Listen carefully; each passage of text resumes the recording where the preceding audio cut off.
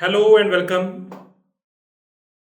ਆਪਾਂ ਜਿਹੜਾ ਆਪਣਾ ਪਿਛਲਾ ਲੈਕਚਰ ਸੀਗਾ ਉਹਦੇ ਵਿੱਚ ਡਾਟ ਪ੍ਰੋਡਕਟ ਬਾਰੇ ਪੜ੍ਹਿਆ ਬੇਟਾ, ਏਰੀਆ ਵੈਕਟਰ ਬਾਰੇ ਪੜ੍ਹਿਆ ਤੇ ਫਲਕਸ ਬਾਰੇ ਪੜ੍ਹਿਆ। ਐਂਡ ਲਾਸਟ ਤੇ ਜਾ ਕੇ ਤੁਹਾਨੂੰ ਫਲਕਸ ਦੇ ਉੱਤੇ ਮੈਂ 2 ਕੁਐਸਚਨਸ ਕਰਾਏ ਸੀ, ਦੇ ਵਰ ਵੈਰੀ ਇੰਪੋਰਟੈਂਟ, ਮੈਂ ਤੁਹਾਨੂੰ ਦੱਸਦਾ ਸੀਗਾ। ਅੱਜ ਦਾ ਲੈਕਚਰ ਜਿਹੜਾ ਉਹ ਆਪਾਂ ਗੌਸ ਲੋ ਤੇ ਕਰਨ ਜਾ ਰਹੇ ਹਾਂ। ਐਂਡ ਇਹਦੇ ਲਈ ਪਿਛਲਾ ਲੈਕਚਰ ਬਹੁਤ ਇੰਪੋਰਟੈਂਟ ਹੈ, ਉਹ ਜ਼ਰੂਰ ਦੇਖ ਲੈਣਾ। ਜੇ ਤੁਸੀਂ ਦੇਖਿਆ ਤਾਂ ਹੀ ਤੁਸੀਂ ਇਹਦੇ ਤੇ ਖੜਨਾ। ਇਸ ਲੈਕਚਰ ਦਾ ਤੁਹਾਨੂੰ ਤਾਂ ਹੀ ਫਾਇਦਾ ਹੈ ਕਿਉਂਕਿ ਫਿਰ ਤੁਹਾਨੂੰ ਇਹ ਜ਼ਿਆਦਾ ਸੌਖਾ ਲੱਗੇਗਾ। ਹੁਣ ਗੌਸ ਲੋ ਦੇ ਜਿੰਨੇ ਆਪਾਂ ਅੱਜ ਕੁਐਸਚਨਸ ਕਰਾਂਗੇ ਜਾਂ ਜਿੰਨੇ ਇਸ ਅੱਗੇ ਜਾ ਕੇ ਜਿਹੜੇ ਕੁਐਸਚਨਸ ਕਰਾਂਗੇ, ਇਹਨਾਂ ਵਿੱਚੋਂ ਇੱਕ ਫਾਈਨਲੀ 5 ਨੰਬਰ 'ਚ ਕੁਐਸਚਨ ਆਉਣਾ ਹੀ ਹੁੰਦਾ ਬੇਟੇ, ਪੱਕਾ ਹੈ।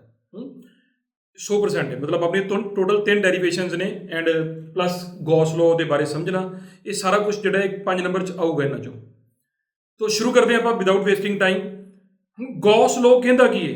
I told you again and again in the last lecture ਕਿ ਜੇ ਤੁਸੀਂ ਓਵਰਆਲ ਲੈਕਚਰ ਧਿਆਨ ਨਾਲ ਸੁਣਦੇ ਹੋ ਤਾਂ ਤੁਹਾਨੂੰ ਬੜਾ ਵਧੀਆ ਸਮਝ ਆ ਜਾਣਾ ਹੈ, ਠੀਕ ਹੈ। So you ਗੋਨਾ enjoy. ਜਿੰਨੀਆਂ ਡੈਮੋਨਸਟ੍ਰੇਸ਼ਨਸ ਮੈਂ ਕਰਵਾ ਸਕਾਂਗਾ ਇਹਦੇ 'ਚ ਪੂਰੀਆਂ ਕਰਵਾਊਂਗਾ ਤੁਹਾਨੂੰ, ਸੋ ਦੈਟ ਕਿ ਤੁਹਾਡੇ ਦਿਮਾਗ ਦੇ ਵਿੱਚ ਇੱਕ ਪਰਮਾਨੈਂਟ ਰਿਟੈਂਸ਼ਨ ਇਹਦੀ ਰਹਿ ਜੇ। ਮਿਹਨਤ ਤੁਸੀਂ ਕਰਨੀ ਹੈ ਬੇਟਾ। ਤਾਂ ਗੌਸ ਲੋ ਕੀ ਕਹਿੰਦਾ ਹੈ? ਗੌਸ ਲੋ ਦੀ ਆਹ ਇੱਥੋਂ ਲੈ ਕੇ ਇੱਥੋਂ ਤੱਕ ਐਡੀ ਵੱਡੀ ਡੈਫੀਨੇਸ਼ਨ ਹੈ ਤੇ ਆਹ ਇਹ ਸਾਰੀ ਨੂੰ ਜਦੋਂ ਨਿਚੋੜ ਦਈਏ ਤਾਂ ਮੈਂ ਤੁਹਾਨੂੰ ਐਡੀ ਛੋਟੀ ਬਣਾ ਦਿੰਦਾ।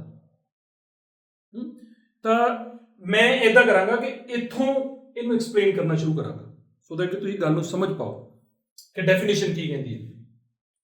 ਡੈਫੀਨੇਸ਼ਨ ਦੇ ਵਿੱਚ ਆਹ ਵਾਲੀ ਸਾਈਡ ਜਿਹੜੀ ਹੈ ਇਹਨੂੰ ਤੁਸੀਂ ਦੇਖੋਗੇ, ਤੁਹਾਨੂੰ ਯਾਦ ਹੈ ਕਿ ਇਹ ਮੈਂ ਤੁਹਾਨੂੰ ਕੀ ਸਮਝਾਇਆ ਸੀ ਕਿ ਆਹ ਵਾਲਾ ਇੱਕ ਕਲੋਜ਼ਡ ਇੰਟੈਗਰਲ ਹੈ, ਯਾਨੀ ਕਿ ਇਹਦਾ ਮਤਲਬ ਪੱਕੀ ਗੱਲ ਹੈ ਕਿ ਗੌਸ ਥਿਊਰਮ ਐਵੇਂ ਦੇ ਸਰਫੇਸ ਤੇ ਲੱਗਣ ਜਾ ਰਹੀ ਹੈ ਜਿਹੜਾ ਕਲੋਜ਼ਡ ਹੋਏਗਾ। ਡਨ ਹੋ ਗਿਆ ਕਿ ਨਹੀਂ? ਹੁਣ ਉੱਥੇ ਪੜਾਂਗੇ ਤਾਂ ਆਪਾਂ ਨੂੰ ਆਪੇ ਸਮਝ ਆ ਜਾਏਗੀ। ਦੂਜੀ ਗੱਲ ਹੈ ਆਹ ਜਿਹੜੀ ਚੀਜ਼ ਹੈ ਆਹ ਵਾਲੀ E ਡਾਟ ds, ਕਿਉਂ ਇਹਦੇ ਚ ਆਪਾਂ ਇੰਟੈਗਰਲ ਲੈ ਰਹੇ ਹਾਂ ਤੇ ਆਹ ਕੌਣ ਹੈ ਬੇਟੇ? ਇਹ ਏਰੀਆ ਹੈ, ਤਾਂ ਇਹਦਾ ਨਾਮ ਵੈਸੇ ਹੁੰਦਾ ਸਰਫੇਸ ਇੰਟੈਗਰਲ। ਜਦੋਂ ਆ ਜਿਹੜਾ ਪਿਆ ਨਾ ਸਾਰਾ ਇਹ ਸਰਫੇਸ ਇੰਟੈਗਰਲ ਹੈ ਜਦੋਂ ਇੱਥੇ ਏਰੀਆ ਹੋਵੇ। ਬਟ ਸਾਨੂੰ ਪਤਾ ਹੈ ਕਿ ਇਹ ਵਾਲੀ ਕੁਆਂਟੀਟੀ ਐਕਚੁਅਲੀ ਕੌਣ ਹੈ? ਪਤਾ ਕੌਣ ਹੈ? ਅਗੇਨ ਪਿਛਲੀ ਕਲਾਸ 'ਚ ਆਪਾਂ ਸਿੱਖ ਆਏ ਹਾਂ ਕਿ ਜਦੋਂ E ਡਾਟ ds ਹੋਵੇ ਤਾਂ E ਡਾਟ ds ਦਾ ਮਤਲਬ ਪਤਾ ਕੀ ਹੁੰਦਾ? ਇਹ ਫਲਕਸ ਹੈ ਬੇਟੇ। ਤਾਂ ਐਕਚੁਅਲੀ ਜਿਹੜੀ ਇਧਰਲੀ ਸਾਈਡ ਲਿਖੀ ਹੋਈ ਹੈ ਇਹ ਫਲਕਸ ਲਿਖੀ ਹੈ ਥਰੂ ਅ ਕਲੋਜ਼ਡ ਸਰਫੇਸ, ਹੈ ਨਾ। ਹੁਣ ਆਪਾਂ ਪੜ੍ਹੀਏ ਇਹ ਕੀ ਕਹਿੰਦਾ ਜੀ?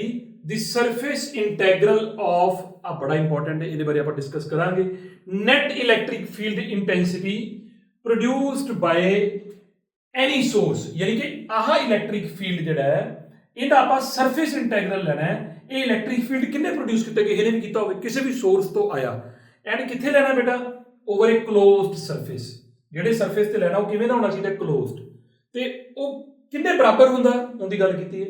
ਹੁਣ ਜਿਹੜਾ ਉਹ ਕਲੋਜ਼ਡ ਸਰਫੇਸ ਐਸੇ ਜੇਕਰ ਉਹਦੇ ਵਿੱਚ ਚਾਰਜ ਇੰਨਾ ਇਨਕਲੂਡ ਹੈ, ਮਤਲਬ ਇੰਨਾ ਇਨਕਲੋਜ਼ਡ ਚਾਰਜ ਹੈ, ਐਂਡ ਫਿਰ ਇੱਥੇ ਮੈਂ ਨੈਟ ਵਰਡ ਪਾਇਆ, ਇਹਦੇ ਬਾਰੇ ਡਿਸਕਸ ਕਰਾਂਗੇ ਕਿ ਜੇ ਕਿਸੇ ਸਰਫੇਸ ਦੇ ਅੰਦਰ ਨੈਟ ਚਾਰਜ ਕਿਉਂ ਆ ਗਿਆ ਤਾਂ ਫਿਰ ਜਿਹੜੀ ਫਲਕਸ ਹੈ ਯਾਨੀ ਕਿ ਜਿਹੜਾ ਸਰਫੇਸ ਇੰਟੈਗਰਲ ਕਲੋਜ਼ਡ ਸਰਫੇਸ ਤੇ ਹੋਊਗਾ ਬਰਾਬਰ ਕਿੰਨੇ ਹੋਊਗਾ? 1/ε0 times charge enclosed. Is it okay? ਇਹ ਹੈ ਗੌਸ ਦੀ ਸਟੇਟਮੈਂਟ। ਹੁਣ ਗੱਲ ਹੈ ਕਿ ਇਹਦਾ ਪ੍ਰੂਫ ਸਿਲੇਬਸ 'ਚ ਨਹੀਂ ਹੈਗਾ, ਪਰ ਮੈਂ ਤੁਹਾਨੂੰ ਪ੍ਰੂਫ ਕਰਾਤਾ ਹੋਇਆ। ਮੈਂ ਸਕਰੀਨ ਤੋਂ ਥੋੜਾ ਹਟਦਾ, ਤੁਹਾਨੂੰ ਥੋੜੀ ਗਲਿੰਪਸਿਸ ਦਿਖਾਉਣਾ ਕਿ ਆਪਾਂ ਕਿੱਥੇ ਕੀਤਾ, ਥੋੜਾ ਰੀਕੈਪਚੂਲੇਟ ਹੋ ਜਾਏਗਾ। ਉਹਨੂੰ ਦੇਖੋਗੇ ਲਾਸਟ ਤੇ ਜਦੋਂ ਆਪਾਂ ਪਿਛਲੀ ਕਲਾਸ 'ਚ ਪੁਆਇੰਟ ਚਾਰਜ ਦੇ ਕਰਕੇ ਇਲੈਕਟ੍ਰਿਕ ਫਲਕਸ ਕੱਢੀ ਸੀ ਤੇ ਮੇਰਾ ਲਾਸਟ ਰਿਜ਼ਲਟ ਕੀ ਆਇਆ ਸੀ। ਸੋ ਦੇਖਿਓ ਬੇਟੇ,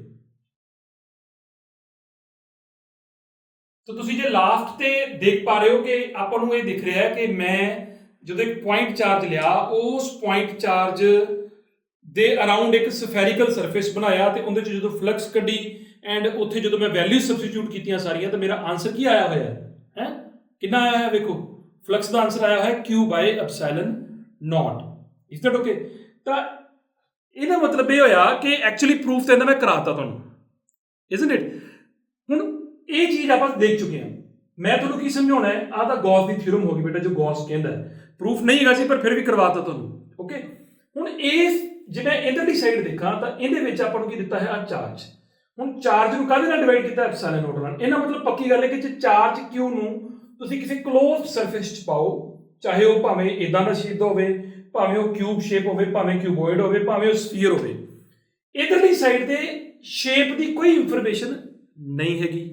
ਜੇਕਰ ਸ਼ੇਪ ਦੀ ਕੋਈ ਇਨਫੋਰਮੇਸ਼ਨ ਨਹੀਂ ਗਈ, ਇਹਦਾ ਮਤਲਬ ਇਹ ਹੋ ਗਿਆ, ਤੁਸੀਂ ਨਾ ਇੱਕ ਗੱਲ ਆਪਦੇ ਦਿਮਾਗ 'ਚ ਪੱਲੇ ਬੰਨ ਲਓ ਬੇਟਾ ਕਿ ਜਿਹੜੀ ਫਲਕਸ ਹੈ ਨਾ, ਜੇ ਤੁਸੀਂ ਇੱਕ ਫਲਕਸ ਦਾ ਸਿੱਧਾ ਜਿਹਾ ਆਈਡੀਆ ਲੈ ਕੇ ਚੱਲਣਾ ਹੈ ਤਾਂ ਫਲਕਸ ਪ੍ਰੋਪੋਰਸ਼ਨਲ ਹੁੰਦੀ ਹੈ ਨੰਬਰ ਆਫ ਫੀਲਡ ਲਾਈਨਸ ਦੇ। ਠੀਕ ਹੈ, ਸਮਟਾਈਮਸ ਇਹਨੂੰ ਨੰਬਰ ਆਫ ਫੀਲਡ ਲਾਈਨਸ ਹੀ ਕਹਿ ਦਿੰਦੇ ਨੇ। ਤਾਂ ਤੁਸੀਂ ਇਦਾਂ ਬੋਲਿਆ ਕਰੋ ਕਿ ਜਿੰਨੀਆਂ ਫੀਲਡ ਲਾਈਨਸ ਜ਼ਿਆਦਾ ਨੇ ਉਨੀ ਜ਼ਿਆਦਾ ਉੱਥੋਂ ਫਲਕਸ ਆ ਰਹੀ ਹੈ ਬਾਹਰ। ਇਦਾਂ ਬੋਲ ਸਕਦੇ ਹੋ ਕਿਸੇ ਵੀ ਏਰੀਏ ਚੋਂ ਜਿੰਨੀਆਂ ਫੀਲਡ ਲਾਈਨਸ ਜ਼ਿਆਦਾ ਬਾਹਰ ਆ ਰਹੀਆਂ, ਇਹਨਾਂ ਮਤਲਬ ਉਨੀ ਜ਼ਿਆਦਾ ਉੱਥੇ ਫਲਕਸ ਹੈ। ਠੀਕ ਹੈ, ਤਾਂ ਮੈਨੂੰ ਇਹ ਲੱਗਦਾ ਕਿ ਜੇ ਤੁਸੀਂ ਭਾਵੇਂ ਆ ਲਓ, ਭਾਵੇਂ ਆ ਲਓ, ਭਾਵੇਂ ਆ ਲਓ, ਸ਼ੇਪ ਦੀ ਇੱਧਰ ਕੋਈ ਇਨਫੋਰਮੇਸ਼ਨ ਨਹੀਂ ਹੈਗੀ ਨਾ, ਮਤਲਬ ਭਾਵੇਂ ਇਹਦੇ ਕਰਕੇ ਫਲਕਸ ਇੱਥੋਂ ਕੱਢੋ, ਭਾਵੇਂ ਇੱਥੋਂ ਫਲਕਸ ਕੱਢੋ, ਭਾਵੇਂ ਇੱਥੋਂ ਫਲਕਸ ਕੱਢੋ, ਕੀ ਆਏਗੀ ਸੇਮ, ਕਿਉਂਕਿ ਸ਼ੇਪ ਤੇ ਡਿਪੈਂਡ ਨਹੀਂ ਕਰਦੀ। ਇਹਦੇ ਲਈ ਤੁਹਾਨੂੰ ਇੱਕ ਐਕਟੀਵਿਟੀ ਦਿਖਾਉਣਾ। ਦੇਖੋ ਬੇਟੇ, ਇਹ ਵਾਸ਼ਰੂਮ ਹੈ ਐਂਡ ਇਹ ਵੀ ਬੜੀ ਵਧੀਆ ਪਲੇਸ ਹੈ ਜਿੱਥੇ ਆਪਾਂ ਐਕਸਪੈਰੀਮੈਂਟ ਕਰ ਸਕਦੇ ਹਾਂ।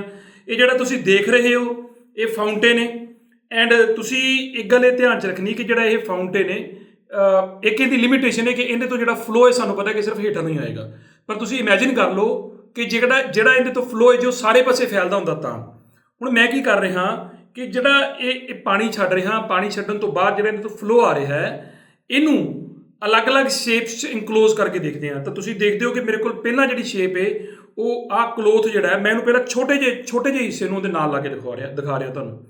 ਜਦੋਂ ਛੋਟੇ ਜਿਹੇ ਹਿੱਸੇ ਨੂੰ ਨਾਲ ਲਾਇਆ ਹੈ ਤਾਂ ਇਹਦੇ 'ਚ ਜਿਹੜਾ ਪਾਣੀ ਨਿਕਲ ਰਿਹਾ ਹੈ ਉਹਨੂੰ ਨੋਟ ਕਰ ਲਿਆ। ਫਿਰ ਉਸ ਤੋਂ ਬਾਅਦ ਆਪਾਂ ਜਿਹੜਾ ਕਲੋਥ ਦਾ ਸਾਈਜ਼ ਹੈ ਉਹ ਹੁਣ ਵੱਡਾ ਕਰ ਦਿੰਦੇ ਹਾਂ। ਜਦੋਂ ਕਲੋਥ ਦਾ ਸਾਈਜ਼ ਵੱਡਾ ਕੀਤਾ, ਜੇ ਫਿਰ ਫਾਊਂਟੇਨ ਚਲਾਇਆ ਫਿਰ ਪਾਣੀ ਬਾਹਰ ਆ ਰਿਹਾ ਹੈ। ਜੇਕਰ ਆਪਾਂ ਜਿਹੜਾ ਫਾਊਂਟੇਨ ਹੈ ਉਹਦੀ ਲਗਾਤਾਰ ਇੱਕੋ ਜਿੰਨਾ ਵਾਟਰ ਦਾ ਫਲੋ ਰੱਖੀਏ ਤਾਂ ਕਲੋਥ ਦਾ ਸਾਈਜ਼ ਤੁਸੀਂ ਛੋਟਾ ਲਾਓ ਵੱਡਾ ਲਾਓ ਮੈਟਰ ਨਹੀਂ ਕਰਦਾ। ਜੇ ਕਲੋਥ ਨਾ ਵੀ ਲਾਵਾਂ, ਜੇ ਉਹਦੀ ਜਗ੍ਹਾ ਤੇ ਮੈਂ ਆਹ ਜਾਲੀ ਲਾ ਦਿਆਂ, ਜਾਲੀ ਲਾਉਣ ਦੇ ਬਾਵਜੂਦ ਵੀ ਜਿਹੜਾ ਉਹਦੇ ਵਿੱਚੋਂ ਨਿਕਲਣ ਵਾਲਾ ਪਾਣੀ ਦਾ ਅਮਾਊਂਟ ਹੈ ਉਹ ਕੀ ਰਹਿਣਾ, ਸੇਮ ਰਹਿਣਾ। ਸੋ ਆਪਾਂ ਕੀ ਸਿੱਖ ਰਹੇ ਹਾਂ ਕਿ ਜਿਹੜੀ ਉੱਥੇ ਵਾਟਰ ਦੀ ਫਲਕਸ ਆ ਰਹੀ ਹੈ ਉਵੇਂ ਸਾਡੇ ਚਾਰਜ ਕਰਕੇ ਜਿਹੜੀ ਇਲੈਕਟ੍ਰਿਕ ਫਲਕਸ ਹੋਏਗੀ ਉਹ ਸ਼ੇਪ ਤੇ ਡਿਪੈਂਡ ਨਹੀਂ ਕਰਦੀ। ਸੋ ਇਹਦਾ ਮਤਲਬ ਹੈ ਕਿ ਭਾਵੇਂ ਤੁਹਾਡਾ ਐਡਾ ਕੁ ਸਰਫੇਸ ਲਓ, ਭਾਵੇਂ ਐਡਾ ਲਓ, ਇਹਦਾ ਸਾਈਜ਼ ਵੀ ਮੈਟਰ ਨਹੀਂ ਕਰਦਾ ਤੇ ਸ਼ੇਪ ਵੀ ਮੈਟਰ ਨਹੀਂ ਕਰਦੀ। ਹਰ ਵਾਰ ਫਲਕਸ ਕੀ ਰਹੇਗੀ, ਸੇਮ ਰਹੇਗੀ। ਓਕੇ, ਅਗਲੀ ਗੱਲ ਆਉਂਦੀ ਹੈ, ਇਹਨੂੰ ਹੋਰ ਥੋੜਾ ਜਿਹਾ ਖੋਲ ਕੇ ਦੇਖਣਾ ਆਪਾਂ। ਤਾਂ ਮੈਂ ਇੱਥੇ ਵਰਡ ਨੈਟ ਕਾਹਤੋਂ ਵਰਤਿਆ ਬੇਟਾ, ਇਹਦੇ ਬਾਰੇ ਗੱਲ ਕਰਾਂਗੇ। ਹੁਣ ਜਿਹੜੀ ਫਲਕਸ ਹੁੰਦੀ ਹੈ ਸਾਨੂੰ ਪਤਾ ਹੈ ਕਿ ਇਹ ਦੋ ਵੈਕਟਰਾਂ ਦੀ ਡਾਟ ਹੈ, ਇਸ ਕਰਕੇ ਇਹ ਇੱਕ ਸਕੇਲਰ ਹੈ ਬੇਟੇ, ਰਾਈਟ। ਹੁਣ ਮੰਨ ਲਓ ਕਿ ਸਾਡੇ ਕੋਲ ਇਦਾਂ ਦਾ ਸਰਫੇਸ ਹੈ ਜਿਹਦੇ ਵਿੱਚ ਨੰਬਰ ਆਫ ਚਾਰजेस ਜਿਹੜੇ ਨੇ ਉਹ ਜ਼ਿਆਦਾ ਨੇ, ਜਿਵੇਂ ਆਹ ਨੇ Q1 Q2 Q3। ਇਹ ਇਨ ਦੈਟ ਕੇਸ ਅਸੀਂ ਫਲਕਸ ਕਿੰਨੀ ਲਿਖਾਂਗੇ? ਤਾਂ ਫਲਕਸ ਕਿਵੇਂ ਕੱਢਾਂਗੇ? ਮਤਲਬ ਤੁਸੀਂ ਐਂ ਕਹਿ ਸਕਦੇ ਹੋ ਕਿ ਮੈਂ ਹਰ ਇੱਕ ਚਾਰਜ ਕਰਕੇ ਇੰਡੀਵਿਜੂਅਲੀ ਫਲਕਸ ਕੱਢਾਂ, ਉਹਨਾਂ ਨੂੰ ਜੋੜ ਦਿਆਂ। ਠੀਕ ਹੈ, ਤਾਂ ਇਹ ਮੇਰੇ ਕੋਲ ਟੋਟਲ ਫਲਕਸ ਆ ਜਾਏਗੀ, ਮਤਲਬ φ1 + φ2 + φ3। ਔਰ ਤੁਸੀਂ ਸਿੰਪਲੀ ਕਹਿ ਸਕਦੇ ਹੋ ਸਰ ਕਿ ਤੁਸੀਂ ਕੀ ਕੀਤਾ ਕਿ ਐਪਸਾਈਲਨ ਨੋਟ ਨੀਚੇ ਲਿਖਿਆ, ਉੱਪਰ ਨੈਟ ਚਾਰਜ ਲਿਖਿਆ। ਉੱਪਰ ਕੀ ਲਿਖਤਾ ਆਪਾਂ? Net charge. ਹੁਣ ਚਾਰਜ ਵੀ ਤਾਂ ਸਕੇਲਰ ਕੁਆਂਟੀਟੀ ਹੈ ਨਾ। ਮੰਨ ਲਓ ਕਿ ਜਿਵੇਂ ਇਹ ਸੇ 8 ਮਾਈਕਰੋਕੂਲਮ ਹੈ, ਆਹ ਹੈਗਾ -3 ਮਾਈਕਰੋਕੂਲਮ ਤੇ ਆਹ ਬੇਟੇ ਹੈਗਾ 4 ਮਾਈਕਰੋਕੂਲਮ। ਠੀਕ ਹੈ, ਹੁਣ ਨੈਟ ਚਾਰਜ ਕਿੰਨਾ ਹੋ ਗਿਆ? 8 ਤੇ 4 ਕਿੰਨਾ ਹੋ ਗਿਆ? 12। 12 ਚੋਂ 3 ਗਏ, ਬਾਕੀ ਕਿੰਨਾ ਰਹਿ ਗਿਆ? 9 ਰਹਿ ਗਿਆ। ਸੋ ਆਪਾਂ ਕਹਾਂਗੇ ਵੀ ਇਹਨਾਂ ਮਤਲਬ ਫਲਕਸ ਕਿੰਨੀ ਹੈ? ਜਿਵੇਂ ਮੇਰੀ ਐਗਜ਼ਾਮਪਲ ਦੇ ਵਿੱਚ ਜੇ ਮੈਂ ਗੱਲ ਕਰਾਂ ਤਾਂ ਫਲਕਸ ਕਿੰਨੇ ਬਰਾਬਰ ਹੈ? ਉੱਤੇ 9 ਮਾਈਕਰੋ ਕਿਵੇਂ ਲਿਖੋਗੇ? 10⁻⁻⁶। ਨੀਚੇ ਕਿੰਨਾ ਆ ਜਾਊਗਾ? ਐਪਸਾਈਲਨ ਨੋਟ। ਹੁਣ ਐਪਸਾਈਲਨ ਨੋਟ ਦੀ ਵੈਲਿਊ ਯਾਦ ਹੈ ਕਿੰਨੀ ਹੁੰਦੀ ਹੈ? ਲਿਖੋ ਜਲਦੀ ਜਲਦੀ ਬਾਕਸ 'ਚ, ਜਲਦੀ ਲਿਖੋ। ਮੈਂ ਕਿਉਂ ਕਿਹਨਾਂ ਲਿਖਣ ਵਾਸਤੇ? ਬਿਕੋਜ਼ ਇਹਦੇ ਨਾਲ ਇਹ ਪਤਾ ਲੱਗਦਾ ਕਿ ਤੁਹਾਡੀ ਪ੍ਰੈਕਟਿਸ ਕਿੰਨੀ ਹੈ। ਜਿੰਨਾ ਲਿਖੋਗੇ ਉਹਨਾਂ ਸਿੱਖੋਗੇ ਬਸ। ਠੀਕ ਹੈ, ਤਾਂ ਐਪਸਾਈਲਨ note the value I will see later in the chat box से कितने बच्चे लिख पाए? 8.854 into 10⁻⁻12 ਹੁੰਦੀ ਹੈ। ਹੁਣ ਯੂਨਿਟਸ ਕੀ ਹੁੰਦੇ ਨੇ ਫਲਕਸ ਦੇ? ਉਹ ਆਪਾਂ ਬਣਾ ਚੁੱਕੇ ਪਹਿਲਾਂ, ਇੱਥੋਂ ਬਣਾਏ ਸੀ। ਇੱਥੋਂ ਬਣਾਓ ਸੌਖੇ ਬਣਨਗੇ, ਇਧਰੋਂ ਵੀ ਉਹੀ, ਲੇਕਿਨ ਇਹ ਫਲਕਸ ਦੇ ਥੋੜੇ ਔਖੇ ਬਣਨਗੇ। ਇੱਥੋਂ ਸੌਖੇ ਕਿਵੇਂ? ਆ E ਹੈ, E ਹੁੰਦਾ ਨਿਊਟਨ ਪਰ ਕੂਲਮ ਚ ਤੇ ਆ ਮੀਟਰ ਸਕੁਆਇਰ ਚ, ਯਾਨੀ ਕਿ ਕੀ ਬਣਨਗੇ? ਨਿਊਟਨ ਮੀਟਰ ਸਕੁਆਇਰ ਪਰ ਕੂਲਮ। ਸੋ ਇਹ ਸਾਡੀ ਫਲਕਸ ਹੋ ਗਈ। Is that okay? ਸੋ ਇਹਦਾ ਮਤਲਬ ਇਹ ਹੋ ਗਿਆ ਕਿ ਜਿਹੜਾ ਅੰਦਰ ਆਪਾਂ ਲੈਣਾ ਹੁੰਦਾ ਉਹ ਕਿਹੜਾ ਚਾਰਜ ਲੈਣਾ ਹੁੰਦਾ? Net charge. ਨੈਟ ਚਾਰਜ ਸਮਝ ਗਏ? ਕਿਉਂਕਿ ਚਾਰਜ ਇੱਕ ਸਕੇਲਰ ਕੁਆਂਟੀਟੀ ਹੈ। ਹੁਣ ਪੁਆਇੰਟ ਟੂ ਬੀ ਨੋਟਡ, ਸਾਰੇ ਜਣੇ ਨੋਟ ਕਰ ਲਓ ਇਸ ਗੱਲ ਨੂੰ ਆਪਦੀ ਕਾਪੀ ਤੇ, ਬੜਾ ਇੰਪੋਰਟੈਂਟ ਹੈ ਕਿ ਜਿਹੜਾ ਤੁਸੀਂ ਕਲੋਜ਼ਡ ਸਰਫੇਸ ਲੈਂਦੇ ਹੋ, ਆਹ ਵਾਲਾ, ਇਹਨੂੰ ਅਸੀਂ ਗੌਸੀਅਨ ਸਰਫੇਸ ਕਹਿੰਦੇ ਆ। ਨੰਬਰ 1 ਤੇ ਕਿਹੜਾ ਸਰਫੇਸ ਕਹਿੰਦੇ ਆਪਾਂ ਇਹਨੂੰ? ਜਿਹੜਾ ਕਲੋਜ਼ਡ ਹੁੰਦਾ ਹੈ ਇਹਨੂੰ ਆਪਾਂ ਨਾਮ ਦੇ ਦਿੰਦੇ ਹਾਂ ਗੌਸੀਅਨ ਸਰਫੇਸ। ਜਿਹੜਾ whichever surface we choose ਉਹਨੂੰ ਗੌਸੀਅਨ ਸਰਫੇਸ ਕਹਾਂਗੇ। ਪਹਿਲੀ ਗੱਲ, ਗੌਸ ਥਿਊਰਮ ਐਪਲੀਕੇਬਲ ਹੈਗੀ ਹੈ ਡਿਸਕ੍ਰੀਟ ਪੁਆਇੰਟ ਚਾਰजेस ਵਾਸਤੇ, ਲੇਕਿਨ ਇਹ ਸ਼ਰਤ ਹੈ ਕਿ ਜਿਹੜਾ ਤੁਹਾਡਾ ਗੌਸੀਅਨ ਸਰਫੇਸ ਹੈ ਨਾ, ਕੋਈ ਵੀ ਚਾਰਜ ਜਿਹੜਾ ਹੈ ਨਾ ਉਹਦੇ ਵਿੱਚੋਂ ਨਹੀਂ ਲੱਗਣਾ ਚਾਹੀਦਾ। ਮੰਨ ਲਓ ਕਿ ਇੱਥੇ ਕੋਈ ਚਾਰਜ ਹੁੰਦਾ ਸੇ Q4, ਤਾਂ ਤੁਹਾਡਾ ਗੌਸੀਅਨ ਸਰਫੇਸ ਉਹਦੇ ਵਿੱਚੋਂ ਨਹੀਂ ਲੱਗਣਾ ਚਾਹੀਦਾ, ਉਸ ਡਿਸਕ੍ਰੀਟ ਚਾਰਜ ਚੋਂ।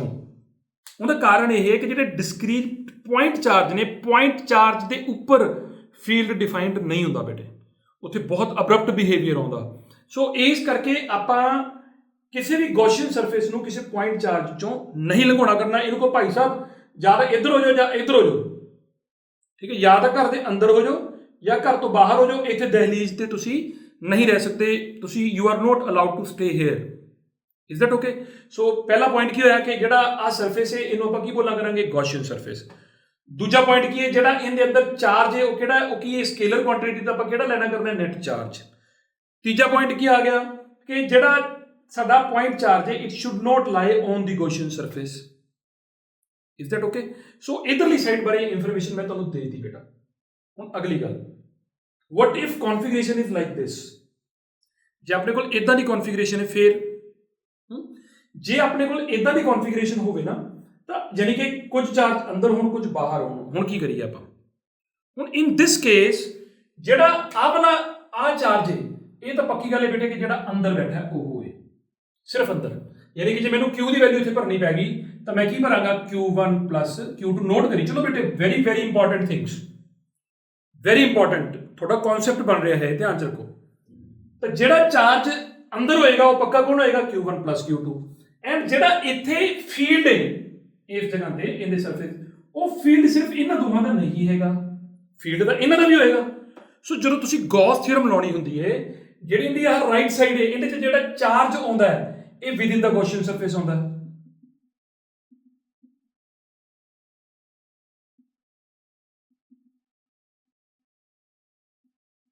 ਤੇ ਜਿਹੜਾ ਆ ਫੀਲਡ ਹੈ ਇਹ due to all the sources ਆਉਂਦਾ, ਜਿੱਥੋਂ ਵੀ ਚਾਰਜ ਆ ਰਿਹਾ, ਸੋਰਸ ਸਮਝ ਲਓ, ਪਤਾ ਨਹੀਂ ਕਿੱਥੋਂ ਆ ਰਿਹਾ ਹੈ, ਕੋਈ ਮਤਲਬ ਪੁਆਇੰਟ ਚਾਰਜ ਹੋ ਸਕਦਾ ਹੈ, ਕੋਈ ਤੁਸੀਂ ਨੇੜੇ ਲਿਆ ਕੇ ਵੱਡਾ ਕੰਟੀਨਿਊਸ ਡਿਸਟ੍ਰੀਬਿਊਸ਼ਨ ਆਫ ਚਾਰਜ ਰੱਖੀ ਹੋ ਸਕਦੀ ਹੈ। ਫੀਲਡ ਸਾਰਿਆਂ ਕਰਕੇ ਹੁੰਦਾ ਉੱਥੇ, ਠੀਕ ਹੈ। ਸੋ ਇਹ ਵਾਲੀ ਸਾਈਡ ਕਿਹਨੂੰ ਕੋਰਸਪੌਂਡ ਕਰਦੀ ਹੈ, ਜਿੱਥੋਂ ਵੀ ਫੀਲਡ ਆ ਰਿਹਾ, ਤੇ ਇਹ ਵਾਲੀ ਸਾਈਡ ਕਿਹਨੂੰ ਕੋਰਸਪੌਂਡ ਕਰਦੀ ਹੈ, ਸਿਰਫ ਅੰਦਰ, ਵੀ ਅੰਦਰ ਕਿੰਨਾ ਚਾਰਜ ਇਨਕਲੋਜ਼ਡ ਹੈ। Is that okay? ਇਹ ਕਲੀਅਰ ਹੋ ਗਿਆ ਤੁਹਾਨੂੰ ਸਾਰਿਆਂ ਨੂੰ? ਅਗਲੀ ਗੱਲ, ਜਿਹੜਾ ਆਪਾਂ ਗੌਸ ਥਿਊਰਮ ਲਾਉਣੀ ਹੈ ਉਹ ਥੋੜੀ ਡਿਫਰੈਂਟ ਲਾਉਣੀ ਹੈ। ਆਪਣੇ ਜਿਹੜੇ ਕੁਐਸਚਨਸ ਪੜਨ ਜਾ ਰਹੇ ਅੱਗੇ ਜਾ ਕੇ, ਆਪਣੇ ਜਿਹੜੀ ਗੌਸ ਥਿਊਰਮ ਲੱਗਣੀ ਕਰਨੀ ਹੈ ਨਾ ਬੇਟੇ, ਉਹ ਕਿੱਦਾਂ ਦੀ ਲੱਗਣੀ ਕਰਨੀ ਹੈ ਕਿ ਆਪਾਂ ਡਿਸਟ੍ਰੀਬਿਊਸ਼ਨ ਜਿਹੜੀ ਲੈ ਕੇ ਜਾ ਰਹੇ ਹਾਂ ਉਹ ਕੰਟੀਨਿਊਸ ਚਾਰਜ ਡਿਸਟ੍ਰੀਬਿਊਸ਼ਨ ਲੈ ਕੇ ਆ ਰਹੇ ਹਾਂ। ਕੰਟੀਨਿਊਸ ਚਾਰਜ ਡਿਸਟ੍ਰੀਬਿਊਸ਼ਨ ਕਿਵੇਂ ਦੀ ਹੁੰਦੀ ਸੀ ਆਪਾਂ ਪਹਿਲਾਂ ਪੜ੍ਹੀ, ਮੈਂ ਥੋੜੀ ਜਿਹੀ ਰਿਪੀਟ ਕਰਦਾ ਬੇਟੇ ਤਾਂ ਕਿ ਤੁਹਾਨੂੰ ਯਾਦ ਰਹੇ ਕਿ ਆਪਣਾ ਚਾਰਜ ਕਿੰਨੇ ਤੇ ਫੈਲਿਆ ਹੋ ਸਕਦਾ ਹੈ। ਯਾਦ ਹੈ ਆਪਾਂ ਇਲੈਕਟ੍ਰੋਫੋਰਸ ਬਣਾਇਆ ਸੀ, ਤੇ ਇਲੈਕਟ੍ਰੋਫੋਰਸ ਬਣਾ ਕੇ ਇੱਕ ਸ਼ੀਟ ਤੇ ਚਾਰਜ ਲਿਆਂਦਾ ਸੀ, ਹਨਾ, ਉਹ ਨਿਊਮੈਰੀਕਲ ਚ ਵੀ ਕਰਾਇਆ ਤੁਹਾਨੂੰ ਮੈਂ, ਸ਼ੀਟ ਤੇ ਚਾਰਜ ਲੈ ਕੇ ਦਿਖਾਇਆ। ਇਦਾਂ ਦੀ ਡਿਸਟ੍ਰੀਬਿਊਸ਼ਨ ਨੂੰ ਅਸੀਂ ਕਿਹੜੀ ਡਿਸਟ੍ਰੀਬਿਊਸ਼ਨ ਬੋਲਦੇ ਹਾਂ ਭਲਾ ਪਤਾ? ਜਦੋਂ ਚਾਰਜ ਕਿਸੇ ਸਰਫੇਸ ਤੇ ਫੈਲਿਆ ਹੋਵੇ ਤਾਂ ਉਹਦਾ ਕੀ ਨਾਮ ਹੁੰਦਾ। ਐਂਡ ਦੂਜੀ ਗੱਲ, ਉਹਦੇ ਲਈ ਆਪਾਂ ਕਿਹੜੀ ਕੁਆਂਟੀਟੀ ਡਿਫਾਈਨ ਕਰਦੇ ਹਾਂ। ਇੱਕ ਆਪਾਂ ਸਪੈਸੀਫਿਕ ਚਾਰਜ ਦੀ ਜਗ੍ਹਾ ਤੇ ਉੱਥੇ ਕੋਈ ਹੋਰ ਕੁਆਂਟੀਟੀ ਡਿਫਾਈਨ ਕੀਤੀ, ਉਹਦਾ ਨਾਮ ਕੀ ਹੁੰਦਾ, ਦੱਸੋ ਮੈਨੂੰ। ਹਰੀ ਆਪਦੇ ਬ੍ਰੇਨ ਨੂੰ ਘੁਮਾਇਆ ਕਰੋ ਕਿ ਕੀ ਪੁੱਛ ਰਿਹਾ ਮੈਂ, ਠੀਕ ਹੈ। ਤਾਂ ਮੇਰਾ ਮੈਂ ਤੁਹਾਨੂੰ ਦੱਸਿਆ ਹੋਇਆ ਹੈ ਕਿ ਜਿਹੜੀ ਇਹਦੇ ਲਈ ਡਿਫਾਈਨ ਕੁਆਂਟੀਟੀ ਸੀ ਉਹ ਸੀ ਸਿਗਮਾ ਵਾਸ ਸਰਫੇਸ ਚਾਰਜ ਡੈਂਸਿਟੀ। ਹੁਣ ਸਰਫੇਸ ਚਾਰਜ ਡੈਂਸਿਟੀ ਕੀ ਦੱਸਦੀ ਵੀ ਕਿੰਨਾ ਚਾਰਜ, ਜਿਵੇਂ ਮੰਨ ਲਓ ਮੈਂ ਇੱਥੇ ਆ ਛੋਟਾ ਜਿਹਾ ਏਰੀਆ ਲੈ ਲਾਂ, ਮਤਲਬ ਇੰਨਾ, ਤਾਂ ਜਿਹੜਾ ਇਹ DA ਏਰੀਆ ਲਿਆ ਹੈ ਇਹਦੇ ਤੇ ਕਿੰਨਾ ਕੁ ਚਾਰਜ ਆ ਗਿਆ। ਹੁਣ ਇਹ ਕੀ ਦੱਸਦਾ ਹੁੰਦਾ ਭਲਾ ਆਪਾਂ ਨੂੰ, ਵੀ ਇੱਕ ਤਰੀਕੇ ਨਾਲ ਚਾਰਜ ਪਰ ਯੂਨਿਟ ਏਰੀਆ, ਯਾਨੀ ਕਿ how dense the charge is, ਠੀਕ ਹੈ। ਜਦੋਂ ਚਾਰਜ ਵੱਡੀਆਂ ਕੰਨਫੀਗਰੇਸ਼ਨਸ ਤੇ ਫੈਲਿਆ ਹੋਵੇ, ਫਿਰ ਆਪਾਂ ਇੰਟਰਸਟਡ ਕਿਹਦੇ ਚ ਹੁੰਦੇ, ਛੋਟੀਆਂ ਜਗ੍ਹਾ ਤੇ ਹੁੰਦੇ, ਵੀ ਲਾਈਕ ਸਾਨੂੰ ਸਿਰਫ ਇਹ ਸਮਝਾ ਦੇ, ਜਿਵੇਂ ਹੁਣ ਤੁਸੀਂ ਮੰਨ ਲਓ ਸੇ ਬਾਜ਼ਾਰ ਜਾਓ ਐਂਡ ਬਾਜ਼ਾਰ ਜਾ ਕੇ ਤੁਸੀਂ ਗ੍ਰੇਪਸ ਖਰੀਦਣਾ ਚਾਹੁੰਦੇ ਹੋ। ਹੁਣ ਗ੍ਰੇਪਸ ਖਰੀਦਣ ਲੱਗੇ ਤੁਸੀਂ ਕੀ ਕਰੋਗੇ? ਤੁਸੀਂ ਦੁਕਾਨਦਾਰ ਨੂੰ ਇਹ ਕਹੋਗੇ ਵੀ ਕਿਵੇਂ ਹੈ, ਉਹ ਕਹੇਗਾ ਜੀ ਬਹੁਤ ਸਵਾਦ ਨੇ ਭਾਈ, ਲੈ ਜਾਓ, ਇੰਨੇ ਲੈ ਜਾਓ ਜੀ, ਕਿੰਨੇ ਤੋੜਨਾ। ਤੁਸੀਂ ਕੀ ਕਰਦੇ ਹੋ ਵੀ ਇੱਕ ਤੋੜ ਦਿਓ ਤੇ ਪਹਿਲਾਂ ਟੇਸਟ ਕਰਕੇ ਦੇਖ ਦਿਓ ਵੀ ਹਾਂ ਵੀ ਸਾਨੂੰ ਠੀਕ ਲੱਗਿਆ ਜਾਂ ਨਹੀਂ ਲੱਗਾ। ਇਹ ਤੁਹਾਨੂੰ ਇੱਕ ਤਰੀਕੇ ਨਾਲ ਜਿਹੜਾ ਸਿਗਮਾ ਹੈ ਇਸ ਪੂਰੀ ਸ਼ੀਟ ਦਾ ਟੇਸਟ ਦੇ ਰਿਹਾ ਵੀ ਇੱਥੇ ਚਾਰਜ ਕਿੱਦਾਂ ਦਾ ਫੈਲਿਆ ਹੋਇਆ, ਸਮਝੇ, ਠੀਕ ਹੈ। ਸੋ ਚਾਰਜ ਪਰ ਯੂਨਿਟ ਏਰੀਆ ਮਤਲਬ ਹਾਊ ਡੈਂਸ ਦਾ ਚਾਰਜ, ਯਾਨੀ ਕਿ ਕਿਸੇ ਪਲੇਟ ਨੂੰ ਘੱਟ ਚਾਰਜ ਦਿਓਗੇ ਤਾਂ ਉਹਦੇ ਯੂਨਿਟ ਏਰੀਆ ਤੇ ਘੱਟ ਚਾਰਜ ਆਏਗਾ, ਤੇ ਜੇ ਕਿਸੇ ਪਲੇਟ ਨੂੰ ਬਹੁਤ ਜ਼ਿਆਦਾ ਚਾਰਜ ਦੇ ਦੋਗੇ ਤਾਂ ਉਹਦੇ ਯੂਨਿਟ ਏਰੀਆ ਤੇ ਜ਼ਿਆਦਾ ਚਾਰਜ ਆ ਜਾਏਗਾ। ਆਈ ਹੋਪ ਯੂ ਅੰਡਰਸਟੈਂਡ ਦਿਸ। ਐਵੇਂ ਇੱਕ ਹੋਰ ਡਿਸਟ੍ਰੀਬਿਊਸ਼ਨ ਆਪਾਂ ਪੜ੍ਹੀ ਸੀ, that was line charge distribution। ਹੁਣ ਲਾਈਨ ਚਾਰਜ ਡਿਸਟ੍ਰੀਬਿਊਸ਼ਨ ਲਈ ਮੈਂ ਕੀ ਕੀਤਾ ਸੀ ਬੇਟੇ, ਮੈਂ ਤੁਹਾਨੂੰ ਧਾਗੇ ਤੇ ਚਾਰਜ ਲਿਆ ਕੇ ਦਿਖਾਇਆ ਹੋਇਆ ਹੈ ਨਾ, ਤਾਰ ਤੇ ਚਾਰਜ ਲਿਆ ਕੇ ਦਿਖਾਇਆ ਹੈ। ਇਹਦੇ ਲਈ ਆਪਾਂ ਕਿਹੜੀ ਕੁਆਂਟੀਟੀ ਡਿਫਾਈਨ ਕੀਤੀ, ਜਿਵੇਂ ਇਹਦੇ ਚ ਆਪਾਂ ਸਿਗਮਾ ਡਿਫਾਈਨ ਕੀਤਾ ਸੀ, ਇਹਦੇ ਚ ਕੀ ਕੀਤਾ ਸੀ ਭਲਾ ਡਿਫਾਈਨ, ਦੱਸੋਗੇ? Let me give you time so that ਕਿ ਤੁਸੀਂ ਆਪਦੇ ਦਿਮਾਗ ਨਾਲ ਪੁੱਛੋ ਕੀ ਹੋ ਸੀਗਾ ਉਹ। that was lambda।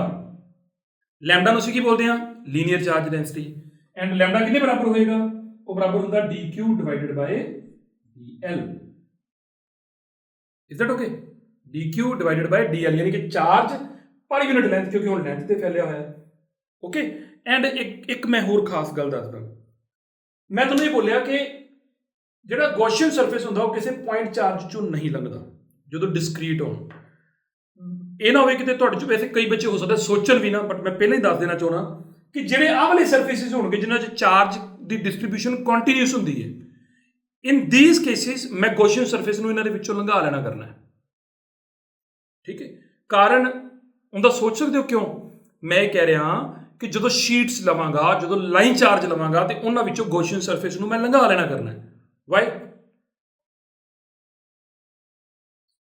ਸੋਚੋ ਤੁਸੀਂ ਯਾਦ ਕਰੋ ਕਿ ਜਦੋਂ ਆਪਾਂ ਕੁਆਂਟਾਈਜੇਸ਼ਨ ਆਫ ਚਾਰਜ ਪੜ੍ਹੀ ਸੀ ਤਾਂ ਆਪਾਂ ਇਹ ਗੱਲ ਕਹੀ ਹੋਈ ਹੈ ਕਿ ਜਿਹੜਾ ਚਾਰਜ ਹੈ ਉਹ ਜਦੋਂ ਕਿਸੇ ਸਰਫੇਸ ਤੇ ਫੈਲਦਾ ਹੈ, ਯਾਨੀ ਕਿ ਜਦੋਂ ਮੈਕਰੋਸਕੋਪਿਕ ਵਰਡ 'ਚ ਆਪਾਂ ਆ ਜਾਂਦੇ ਹਾਂ ਤਾਂ ਜਿੱਥੇ ਚਾਰਜ ਦੀ ਕੁਆਂਟਾਈਜੇਸ਼ਨ ਮੈਟਰ ਹੀ ਨਹੀਂ ਕਰਦੀ, ਮਤਲਬ ਜਿਵੇਂ ਪਲੇਟ ਤੇ ਚਾਰਜ ਹੁੰਦਾ ਤਾਂ ਉਹਦੇ 'ਚ ਜਿਹੜੇ ਨੰਬਰ ਆਫ ਇਲੈਕਟ੍ਰੋਨਸ ਟ੍ਰਾਂਸਫਰ ਹੋ ਜਾਂਦੇ ਨੇ ਉਹ ਬਹੁਤ ਜ਼ਿਆਦਾ ਹੋ ਜਾਂਦੇ ਨੇ, ਇੰਨੇ ਜ਼ਿਆਦਾ ਹੋ ਜਾਂਦੇ ਨੇ ਕਿ ਉੱਥੇ ਜੇ ਆਪਾਂ ਲੰਘਾ ਵੀ ਦਈਏ ਉਹਦੇ ਨਾਲ ਕੋਈ ਫਰਕ ਨਹੀਂ ਪੈਣ ਲੱਗਾ ਹੈਗਾ। ਠੀਕ ਹੈ, ਲੇਕਿਨ ਜਦੋਂ ਆਪਣੇ ਡਿਸਕ੍ਰੀਟ ਚਾਰਜਿਸ ਹੋਣਗੇ ਉੱਥੇ ਪ੍ਰੋਬਲਮ ਆਉਂਦੀ ਹੈ ਵਾਲੀ, ਉੱਥੇ ਆਪਾਂ ਇਦਾਂ ਨਹੀਂ ਕਰਦੇ। ਸੋ ਯਾਦ ਰੱਖਣਾ, ਮੈਂ ਪਹਿਲਾਂ ਹੀ ਦੱਸ ਰਿਹਾ ਕਿ ਮੈਂ ਇਹਨਾਂ 'ਚੋਂ ਗੌਸੀਅਨ ਸਰਫੇਸ ਲੰਘਾਉਣੇ ਜੀ। Is that okay? So I hope ਕਿ ਤੁਹਾਨੂੰ ਗੌਸ ਥਿਊਰਮ ਦੀ ਡੈਫੀਨੇਸ਼ਨ ਕਲੀਅਰ ਹੈ। ਬਾਰ-ਬਾਰ ਸੁਣੋ, ਇਹ ਤੁਹਾਡਾ ਬੇਸ ਹੈ। ਜੇ ਤੁਹਾਨੂੰ ਇਹ ਕਲੀਅਰ ਹੈ ਤਾਂ ਫਿਰ ਅਗਲਾ ਚੈਪਟਰ ਅੱਗੋਂ ਸਾਰਾ ਕਲੀਅਰ ਹੀ ਕਲੀਅਰ ਹੈ। ਠੀਕ ਹੈ, ਓਕੇ। ਮੈਂ ਇਹਨੂੰ ਕਲੀਅਰ ਕਰਦਾ ਬੇਟੇ, ਫਿਰ ਆਪਾਂ ਅੱਗੇ ਤੁਰਦੇ ਹਾਂ।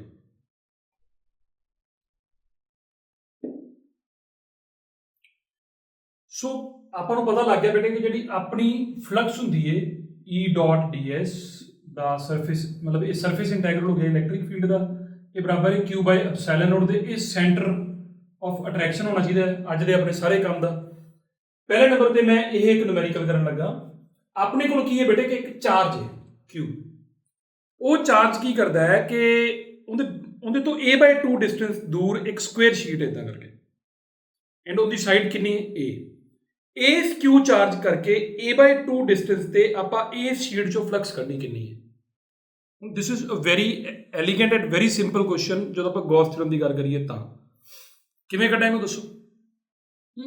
ਹੁਣ ਇੱਕ ਤਰੀਕਾ ਤਾਂ ਇਹ ਹੈ, ਆਪਾਂ ਇਹ ਸੋਚੀਏ ਕਿ ਇਹਦੇ ਕਰਕੇ ਇੱਥੇ ਛੋਟੀ ਜਿਹੀ ਫਲਕਸ ਕੱਢੀਏ, ਫਿਰ ਇੱਥੇ ਕੱਢੀਏ, ਫਿਰ ਇੱਥੇ ਕੱਢੀਏ, ਸਾਰੀ ਜਗ੍ਹਾ ਤੇ ਕੱਢਦੇ ਕੱਢਦੇ ਉਹਨੂੰ ਜੋੜ ਦਈਏ ਤਾਂ ਆਨਸਰ ਆ ਜਾਏਗਾ। ਵੀ ਟੋਟਲ ਇੰਟੈਗਰਲ ਲਿਆ, ਉਹ ਆਪਣਾ ਆਨਸਰ ਆ ਜਾਏਗਾ ਕਿੰਨੀ ਫਲਕਸ ਹੈ।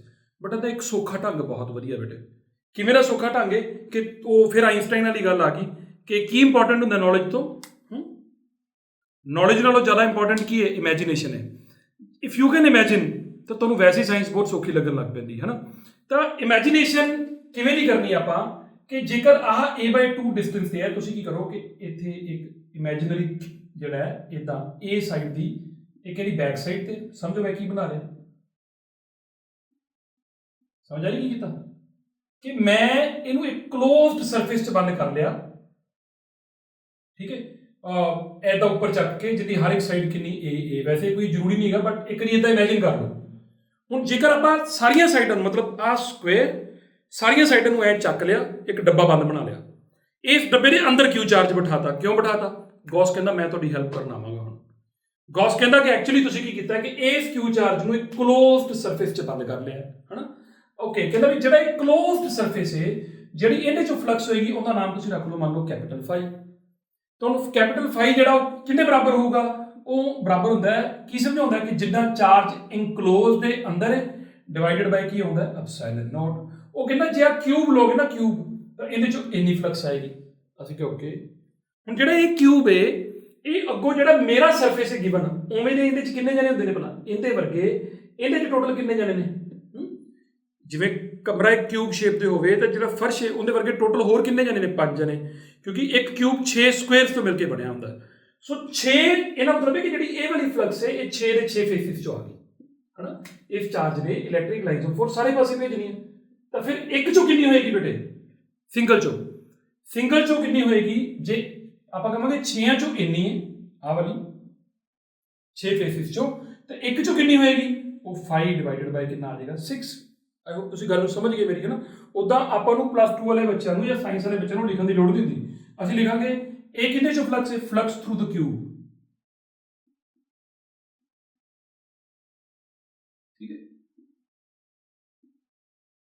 ਫਲਕਸ ਥਰੂ ਵਨ ਫੇਸ ਕਿੰਨੀ ਹੋਏਗੀ ਫਿਰ? ਉਹ ਬਰਾਬਰ ਹੋਏਗੀ ਜਿੰਨੀ ਟੋਟਲ ਹੈ ਉਹਦਾ 1/6, 6ਵਾਂ ਹਿੱਸਾ ਮਿਲੇਗਾ ਇੱਕ ਜਣੇ ਨੂੰ, ਹੈ ਨਾ। ਤਾਂ ਆਨਸਰ ਫਿਰ ਸਿੱਧਾ ਹੀ ਕਿੰਨਾ ਆ ਗਿਆ ਬੇਟਾ? Q/6 ਐਪਸਾਈਲਨ note.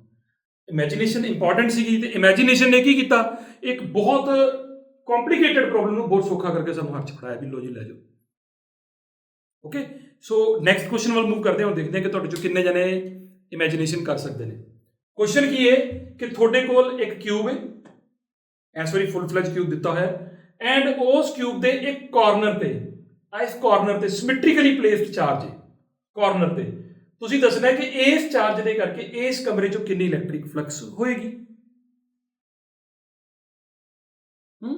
ਸੋਚੋ ਕਿੰਨੀ ਹੋਏਗੀ, ਦੱਸੋ। ਇਮੇਜਿਨੇਸ਼ਨ ਫਿਰ ਕਰਨੀ ਹੈ ਆਪਾਂ, ਕਿੰਨੀ ਹੋਏਗੀ? ਤੁਸੀਂ ਕਦੀ ਨਾ ਕਦੀ ਕੈਮਿਸਟਰੀ 'ਚ ਇਹ ਚੀਜ਼ਾਂ ਪੜ੍ਹਦੇ ਹੋ।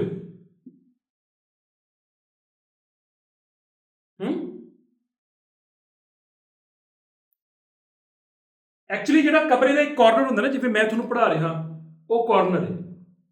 ਜੇਕਰ ਇੱਕ ਪੂਰੀ ਬਿਲਡਿੰਗ ਆਪਾਂ ਬਣਾਈਏ, ਜਿਸ ਬਿਲਡਿੰਗ ਦੇ ਵਿੱਚ ਆਪਾਂ ਇੱਕ ਕਮਰਾ ਆ ਬਣਾ ਲਈਏ, ਇਹ ਵਾਲਾ ਕਾਰਨਰ ਐਵੇਂ ਦੇ ਕਿੰਨੇ ਕਮਰਿਆਂ 'ਚ ਸ਼ੇਅਰ ਹੋ ਸਕਦਾ, ਇਹ ਆਪਾਂ ਨੂੰ ਸੋਚਣਾ ਪੈਣਾ, ਠੀਕ ਹੈ।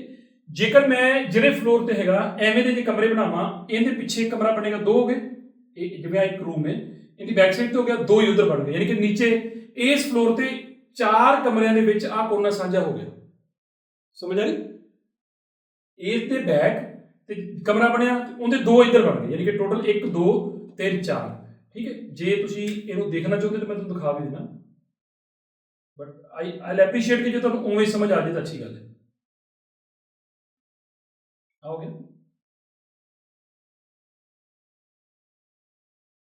ਠੀਕ ਹੈ। ਆਹ ਆਪਣੇ ਕੋਲ 2 ਬਣ ਗਏ, ਐਵੇਂ ਦੀ ਬੇਟੇ ਇਧਰਲੇ ਪਾਸੇ ਬਣਾ ਦਿੰਦੇ ਆਪਾਂ। ਜਿਹਨੂੰ ਤਾਂ ਇਹ 4 ਕਮਰੇ ਦਿਖਣ ਲੱਗ ਪਏ ਤੇ ਬਸ ਮੈਂ 4 ਹੀ ਬਣਾਉਂਗਾ ਬੇਟੇ, ਅਗਲੇ ਨਹੀਂ ਬਣਾਉਂਗਾ, ਤਾਂ ਕਿ ਤੁਹਾਨੂੰ ਗੱਲ ਕਲੀਅਰ ਹੋਗੀ, ਬਸ ਮੇਰੇ ਲਈ ਇੰਪੋਰਟੈਂਟ ਹੈ, ਠੀਕ ਹੈ। ਤਾਂ ਇਹ ਆਪਣੇ ਕੋਲ 4 ਕਮਰੇ ਜਿਹੜੇ ਨੇ ਇਹ ਤਿਆਰ ਨੇ।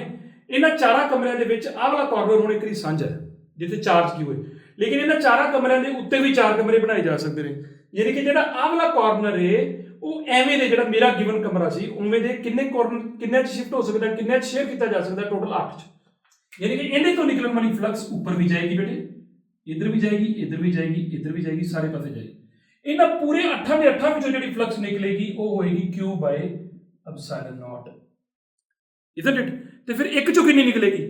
ਇੱਕ ਕਿਊਬ ਚੋਂ, ਉਹ ਪੱਕੀ ਗੱਲ ਹੋਏਗੀ ਕਿ ਇਹਦਾ ਕਿੰਨਾ ਹੋ ਜਾਏਗੀ 1/8।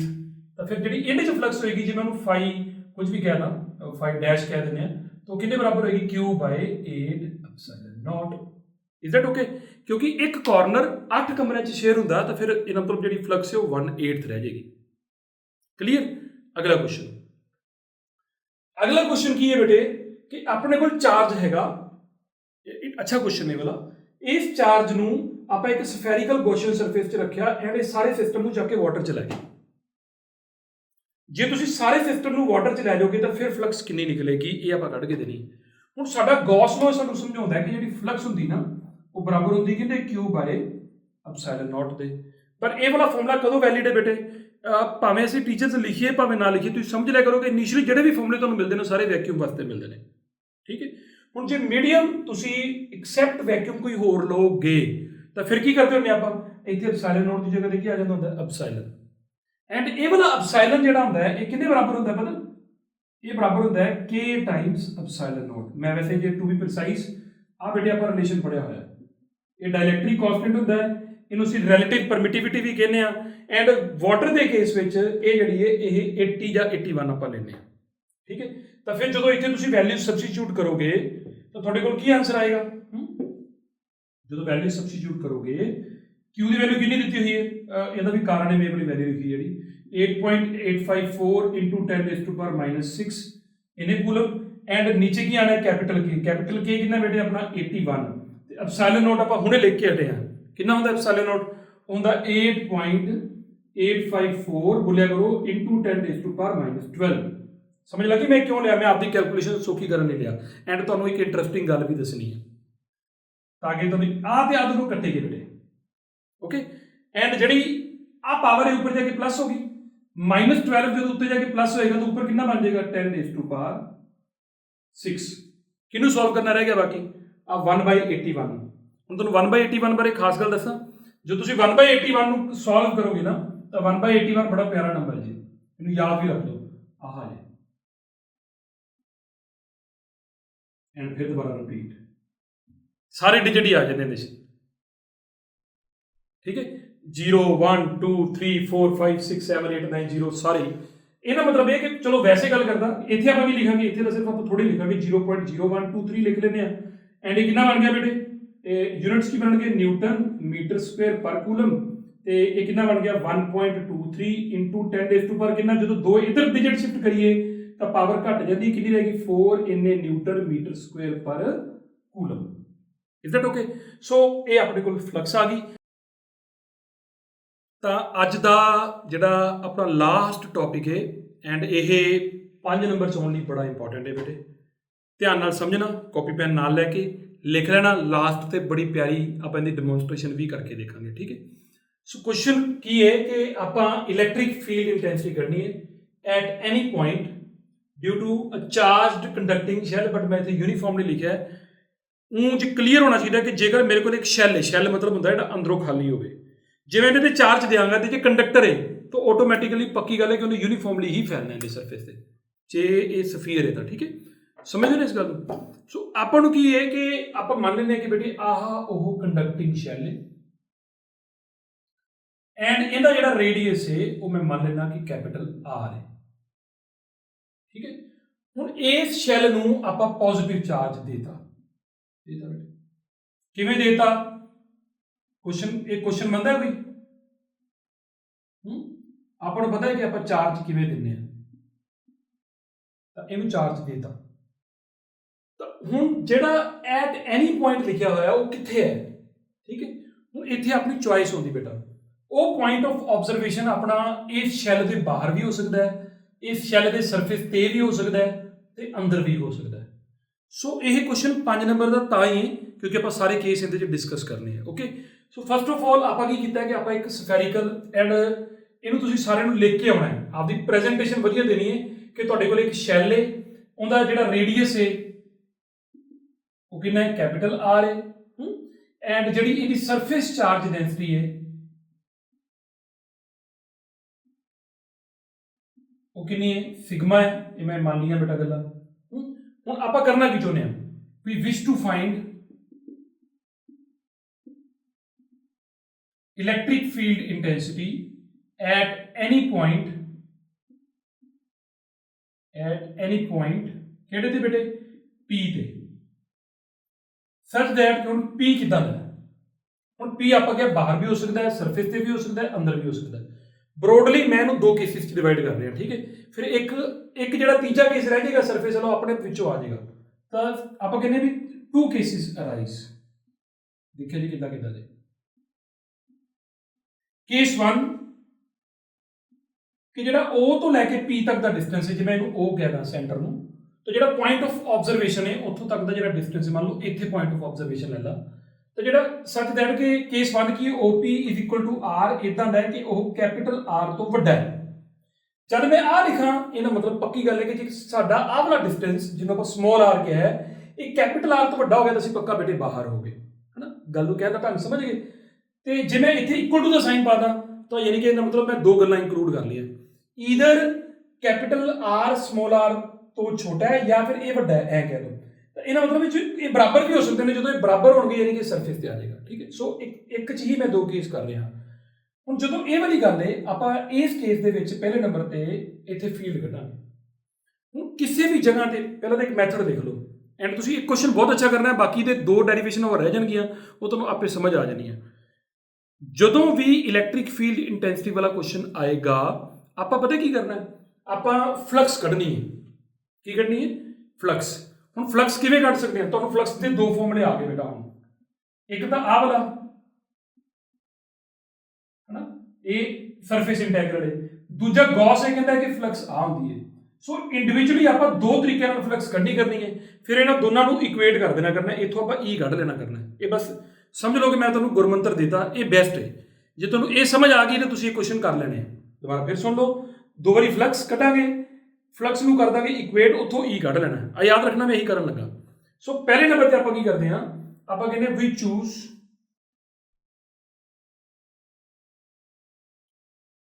ਹੁਣ ਜਿਹੜਾ ਆਪਣਾ ਕੁਐਸਚਨ ਸਰਫੇਸ ਹੈ ਉਹ ਆਪਾਂ ਇਹਦੇ ਰਾਊਂਡ ਕਿੱਦਾਂ ਦਾ ਲੈਣਾ ਹੈ। ਠੀਕ ਹੈ, ਹੁਣ ਸਾਨੂੰ ਪਤਾ ਹੈ ਕਿ ਅਸੀਂ ਇਹਦੇ ਰਾਊਂਡ ਜਿੱਦਾਂ ਦਾ ਮਰਜ਼ੀ ਕੁਐਸਚਨ ਸਰਫੇਸ ਲੈ ਲਈਏ, ਇਹਦੇ ਕਰਕੇ ਜਿਹੜੀ ਫਲਕਸ ਹੈ ਉਹ ਸ਼ੇਪ ਤੇ ਡਿਪੈਂਡ ਹੀ ਨਹੀਂ ਕਰਦੀ। Whether you choose a cube or a cylinder ਔਰ ਜਿਵੇਂ ਦਾ ਮਰਜ਼ੀ ਸਰਫੇਸ ਲੈ ਲਓ, ਬਟ ਮੈਂ ਕਿੱਦਾਂ ਦਾ ਚੂਜ਼ ਕਰਾਂਗਾ? ਆਪਾਂ ਨੂੰ ਇਦਾਂ ਦਾ ਲੈਣਾ ਚਾਹੀਦਾ ਹੈ ਸਰਫੇਸ ਜਿਹੜਾ ਬੜਾ ਸਿਮੈਟ੍ਰੀਕਲ ਹੋਵੇ ਇਸ ਚਾਰਜ ਦੇ ਨਾਲ। ਸਿਮੈਟਰੀ ਦਾ ਕੀ ਫਾਇਦਾ ਹੁੰਦਾ ਪਤਾ? ਸਿਮੈਟਰੀ ਇਜ਼ ਆਲਵੇਜ਼ ਗੁੱਡ, ਕਿਉਂਕਿ ਉਹਦੇ ਨਾਲ ਸਾਡੀਆਂ ਕੈਲਕੂਲੇਸ਼ਨਾਂ, ਸਾਡੀ ਇੰਟਿਊਸ਼ਨ ਕੰਮ ਕਰਨਾ ਸ਼ੁਰੂ ਕਰ ਦਿੰਦੀ ਹੈ। ਤਾਂ ਮੈਂ ਇੱਕ ਇਦਾਂ ਦਾ ਕੁਐਸਚਨ ਸਰਫੇਸ ਲਾਂਗਾ ਜਿਹੜਾ ਮੇਰੀਆਂ ਕੈਲਕੂਲੇਸ਼ਨਾਂ ਸੌਖੀਆਂ ਕਰੇ, ਜਾਂ ਇਹ ਕਹਾਂ ਕਿ ਮੇਰੀ ਇੰਟਿਊਸ਼ਨ ਦੇ ਹਿਸਾਬ ਨਾਲ ਮੈਨੂੰ ਆਨਸਰ ਮਿਲਣੇ ਸ਼ੁਰੂ ਹੋ ਜਾਣ, ਕਿਉਂਕਿ ਮੈਨੂੰ ਪਤਾ ਹੈ ਕਿ ਸ਼ੇਪ ਮੈਟਰ ਨਹੀਂ ਕਰਦੀ। ਓਕੇ, ਤਾਂ ਮੈਂ ਇਹਦੇ ਅਰਾਊਂਡ ਜਿਹੜਾ ਸਰਫੇਸ ਲੈਣਾ ਹੈ ਕਿਵੇਂ ਦਾ ਲਵਾਂ? ਕੁਆਇਟ ਆਬਵੀਅਸ ਹੈ ਕਿ ਮੈਂ ਇਹਦੇ ਅਰਾਊਂਡ ਇੱਕ ਸਫੈਰੀਕਲ ਕੁਐਸਚਨ ਸਰਫੇਸ ਲੈ ਲੈਣਾ ਹੈ ਨਾ, ਵਿਦਆਊਟ ਐਨੀ ਆਰਗੂਮੈਂਟ। ਮੈਨੂੰ ਪਤਾ ਹੈ ਕਿ ਸਭ ਨੂੰ ਇਹ ਗੱਲ ਕਲੀਅਰ ਹੈ ਆਪਾਂ ਨੂੰ ਕਿ ਇੱਕ ਸਫੀਅਰ ਨੂੰ ਇੱਕ ਸਫੈਰੀਕਲ ਸਰਫੇਸ ਤੇ ਇਨਕਲੋਜ਼ ਕਰ ਲੈਣਾ ਚਾਹੀਦਾ ਹੈ। ਐਂਡ ਉਹਦਾ ਰੇਡੀਅਸ ਕਿੰਨਾ ਹੈ ਬੇਟੇ? ਸੈਂਟਰ O ਹੈ ਤੇ ਉਹਦਾ ਰੇਡੀਅਸ ਕਿੰਨਾ ਹੈ? Small r। ਠੀਕ ਹੈ, ਯਾਨੀ ਕਿ ਇਹਨਾਂ ਦੋਨਾਂ ਦਾ ਸੈਂਟਰ ਇੱਥੇ ਹੈ। ਹੁਣ ਜਦੋਂ ਆਪਾਂ ਇਹ ਲੈ ਲਿਆ ਵੀ ਚੂਜ਼ ਅ ਸਫੈਰੀਕਲ ਗੌਸੀਅਨ ਸਰਫੇਸ,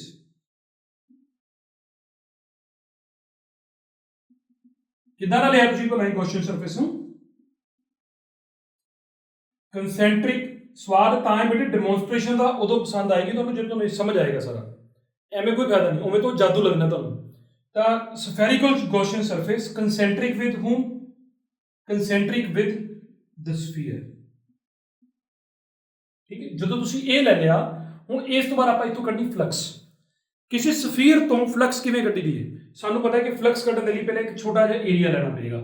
ਤਾਂ ਮੈਂ ਉਰੇ ਇੱਕ ਛੋਟਾ ਜਿਹਾ ds ਲੈ ਲੈਣਾ। ਠੀਕ ਹੈ, ਹੁਣ ਸਾਨੂੰ ਪਤਾ ਹੈ ਕਿ ਇਹ ਤੁਸੀਂ ਐ ਨਾ ਸੋਚਣਾ ਕਿ ਆਰਕ ਕੱਟੀ ਹੈ। ਜਦੋਂ ਸਫੀਅਰ ਇਮੇਜਿਨ ਕਰੋਗੇ, ਜਦੋਂ ਨਾ ਸਫੀਅਰ ਹੈ, ਜਦੋਂ ਮੈਂ ਇਹਦੇ ਤੇ ਇਮੇਜਿਨ ਕਰਾਂਗਾ ਮੈਨੂੰ ਇਧਰਲੇ ਪਾਸੇ ਨਹੀਂ ਦਿਖਣਾ, ਪਰ ਮੈਂ ਇੱਥੇ ਕੋਈ ਸਕੁਅਰ ਕੁਝ ਵੀ ਛੋਟਾ ਜਿਹਾ ਪੋਰਸ਼ਨ ਲਿਆ ਹੋਇਆ। ਠੀਕ ਹੈ, ਤਾਂ ਜਿਹੜਾ ਆਪਾਂ ਇਹ ਪੋਰਸ਼ਨ ਲਿਆ ਇਹ ਵਾਲਾ, ਇਹਨੇ ਤੇ ds ਕਿੱਧਰ ਨੂੰ ਹੋਏਗਾ? ਇਧਰ ਨੂੰ। ਆਹ ਹੁਣ ਇੱਥੇ ਜੇ ਆਪਾਂ ਇੱਕ ਯੂਨਿਟ ਪੋਜ਼ਿਟਿਵ ਟੈਸਟ ਚਾਰਜ ਰੱਖ ਦਈਏ, ਇਹ ਕਿੱਧਰ ਨੂੰ ਜਾਏਗਾ ਬੇਟੇ? ਡੂ ਯੂ ਥਿੰਕ ਕਿ ਇਹ ਐ ਜਾ ਸਕਦਾ ਹੈ ਜਾਂ ਐ ਜਾ ਸਕਦਾ ਹੈ, ਜਾਂ ਕਿੱਧਰ ਨੂੰ ਜਾਏਗਾ? ਜਾਂ ਐ ਨੂੰ ਆ ਸਕਦਾ ਹੈ, ਕਈਆਂ ਨੂੰ ਐ ਲੱਗਦਾ, ਕਈਆਂ ਨੂੰ ਐ ਆਏਗਾ। ਇਹ ਪੋਜ਼ਿਟਿਵ ਬੈਠਾ ਸਾਰਾ, ਇਹਨੇ ਨੂੰ ਕੀ ਕਰਨਾ ਰਿਪੈਲ। ਹੁਣ ਇੱਥੇ ਇਹ ਹੈ ਕਿ ਨੇਚਰ ਦੇ ਹਿਸਾਬ ਨਾਲ ਚੱਲੀਏ। ਅਗੇਨ ਮੇਰੀ ਇੰਟਿਊਸ਼ਨ ਮੈਨੂੰ ਕੀ ਸਮਝਾਉਂਦੀ ਹੈ? ਆਪਣੀ ਇੰਟਿਊਸ਼ਨ ਤੋਂ ਤੁਸੀਂ ਕੰਮ ਲਓ ਕਿ ਸਾਡੀ ਇੰਟਿਊਸ਼ਨ ਸਾਨੂੰ ਸਮਝਾਉਂਦੀ ਕਿ ਇਹਦੇ ਕੋਲ ਐ ਜੋ ਨਾ ਸਿਮੈਟਰੀ ਦੇ ਅਗੇਂਸਟ ਹੋ ਜਾਏਗਾ। ਸਿਮੈਟ੍ਰੀਕਲੀ ਸਪੀਕਿੰਗ ਇਹ ਇੱਧਰ ਹੀ ਜਾਏਗਾ। ਰਾਈਟ, ਉਹ ਤੁਸੀਂ ਮੈਥਮੈਟਿਕਲੀ ਸੋਚੋ ਤਾਂ ਵੀ ਓਕੇ ਹੈ। ਠੀਕ ਹੈ, ਤਾਂ ਸਾਨੂੰ ਪਤਾ ਲੱਗ ਗਿਆ ਕਿ ਜਿਹੜੀ ਇੱਥੇ ਸਮਾਲ ਫਲਕਸ ਹੈ, ਮੈਂ ਟੋਟਲ ਫਲਕਸ ਦੀ ਗੱਲ ਕਰਾਂ, ਟੋਟਲ ਫਲਕਸ ਸਾਡੀ ਕਿੰਨੇ ਬਰਾਬਰ ਹੋਏਗੀ? Closed surface integral of E dot ds।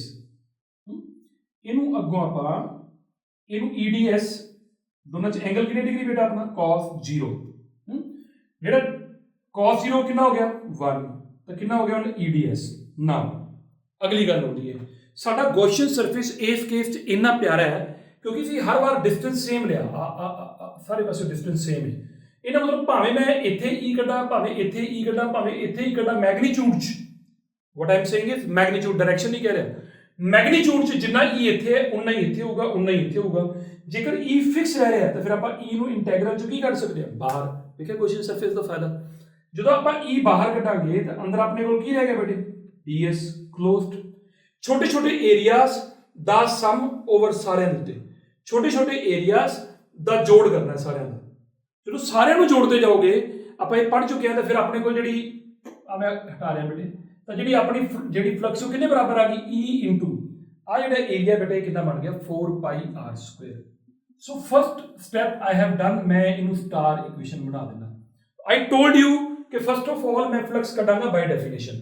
So by definition ਮੈਨੂੰ ਫਲਕਸ ਇੰਨੀ ਮਿਲ ਗਈ ਬੇਟੇ। ਡੈਫੀਨੇਸ਼ਨ ਫਲਕਸ ਦੀ ਆਹ ਹੁੰਦੀ ਹੈ। ਬਾਈ ਗੌਸ ਲੋ ਆਪਾਂ ਲਾਉਣਾ ਬੇਟੇ। ਗੌਸ ਲੋ ਇਹ ਕਹਿੰਦਾ ਹੈ ਕਿ ਯਾਰ ਜਿਹੜੀ ਫਲਕਸ ਹੁੰਦੀ ਨਾ ਉਹ ਕਿੰਨੇ ਬਰਾਬਰ ਹੁੰਦੀ ਹੈ। ਤੁਹਾਡੇ ਗੌਸੀਅਨ ਸਰਫੇਸ ਦੇ ਅੰਦਰ ਦੇਖੋ ਕੋਈ ਚਾਰਜ ਹੈਗਾ, ਅਸੀਂ ਕਿ ਯਾਰ ਹੈਗਾ, ਕਹਿੰਦੇ ਕਿੰਨਾ ਹੈ ਕਿ ਜੀ ਦੇਖੋ ਅਸੀਂ ਚਲੋ ਉਹਦਾ ਨਾਮ Q ਰੱਖ ਲੈਂਦੇ ਹਾਂ, ਮੰਨ ਲਓ Q ਨਾਮ ਰੱਖ ਲੈਂਦੇ ਹਾਂ, ਤਾਂ ਫਿਰ ਕਿੰਨਾ ਹੋਊਗਾ Q/ε0 ਜਿਹੜਾ ਅੰਦਰ ਹੈਗਾ ਅਵਲ, ਤੇ Q/ε0 ਹੋ ਗਿਆ। ਇਹਨੂੰ ਬੇਟੇ ਮੈਂ ਡਬਲ ਸਟਾਰ ਪਾ ਦੇਣਾ, ਠੀਕ ਹੈ, ਗੌਸ ਲੋ ਲੱਗ ਗਿਆ। ਆਈ ਟੋਲਡ ਯੂ ਕਿ ਮੈਂ 2 ਵਾਰੀ ਫਲਕਸ ਕਰਨੀ, ਮੈਂ ਦੋਨੇ ਵਾਰੀ ਕੱਢ ਲਈ। ਹੁਣ ਅੱਗੋਂ ਕੀ ਕਰਾਂਗੇ, ਕਿਉਂਕਿ ਲੈਫਟ ਹੈਂਡ ਸਾਈਡ ਬਰਾਬਰ ਹੈ, ਫਿਰ ਰਾਈਟ ਹੈਂਡ ਸਾਈਡ ਵੀ ਬਰਾਬਰ ਹੋਏਗੀ। From star and double star what I got, ਜਦੋਂ ਮੈਂ ਇਹਨਾਂ ਦੋਨਾਂ ਨੂੰ ਬਰਾਬਰ ਕਰਾਂਗਾ ਤਾਂ E into 4πr² is equal to ਕਿੰਨਾ ਆ ਗਿਆ Q/ε0। ਇਹ ਭਾਈ ਸਾਹਿਬ ਆਪਣਾ ਟੌਪਿਕ ਕੀ ਚੱਲਦਾ ਪਿਆ, ਆਪਾਂ ਇਲੈਕਟ੍ਰਿਕ ਫੀਲਡ ਇੰਟੈਂਸਿਟੀ ਕੱਢਣੀ ਹੈ। ਸੋ ਇਹਨੂੰ ਭਾਈ ਸਾਹਿਬ ਨੂੰ ਕਹੋ ਵੀ ਉੱਤੇ ਚੱਲ ਬਾਈ, ਤਾਂ E ਕਿੰਨੇ ਬਰਾਬਰ ਆ ਗਿਆ Q/4πε0 ਤੇ ਨਾਲ ਕਿੰਨਾ ਬੇਟੇ r²। ਓਕੇ, ਐਂਡ ਇਹਦੇ ਤੋਂ ਕੀ ਸਿੱਖੇ, ਮੈਂ ਇਹਦੇ ਤੋਂ 2 ਗੱਲਾਂ ਸਿੱਖਿਆ, ਐਂਡ ਉਹ ਦੋਨੋਂ ਗੱਲਾਂ ਤੁਸੀਂ ਨੋਟ ਕਰ ਲੈਣੀਆਂ। ਨੰਬਰ 1 ਤੇ ਤੁਹਾਡਾ ER² ਦੇ ਬੇਟੇ ਇਨਵਰਸਲੀ ਪ੍ਰਪੋਰਸ਼ਨਲ ਆਇਆ, ਇਹਦੀ ਮੈਨੂੰ ਲੋੜ ਪੈਣਾ ਨਹੀਂ। ਦੂਜੀ ਗੱਲ, ਇਹ ਵਾਲਾ ਜਿਹੜਾ ਆਨਸਰ ਆਇਆ ਨੇ ਜਾਣਿਆ ਪਹਿਚਾਨਿਆ, ਕਿਵੇਂ ਦਾ ਜਾਣਿਆ ਪਛਾਣਿਆ, ਜੇਕਰ ਆ ਸਾਰੀ ਕਨਫੀਗਰੇਸ਼ਨ ਇੱਥੇ ਨਾ ਹੁੰਦੀ, ਇਹਦੀ ਜਗ੍ਹਾ ਤੇ ਮਤਲਬ ਇਹ ਸਾਰਾ ਸਫੀਅਰ ਤੋਂ ਐਬਸੈਂਟ ਕਰ ਲਓ, ਜਿੰਨਾ ਸਫੀਅਰ ਤੇ ਚਾਰजेस ਸਾਰਾ ਲਿਆ ਕੇ ਇੱਥੇ ਬਿਠਾ ਦਿਓ। ਆਰ ਯੂ ਗੈਟਿੰਗ, ਇਹਨੂੰ ਭੁੱਲ ਜਾਓ, ਜੇ ਇਹ ਵਾਲਾ ਚਾਰਜ ਇੱਥੇ ਬੈਠਾ ਹੁੰਦਾ, ਸਫੀਅਰ ਹੁੰਦਾ ਹੀ ਨਾ, ਆ ਸਾਰੀ ਚੀਜ਼ ਭੁੱਲ ਜਾਓ। ਇਸ ਚਾਰਜ ਕਰਕੇ ਸਮੋਲ r ਡਿਸਟੈਂਸ ਤੇ ਇਲੈਕਟ੍ਰਿਕ ਫੀਲਡ ਇੰਨਾ ਨਹੀਂ ਹੋਣਾ ਸੀ।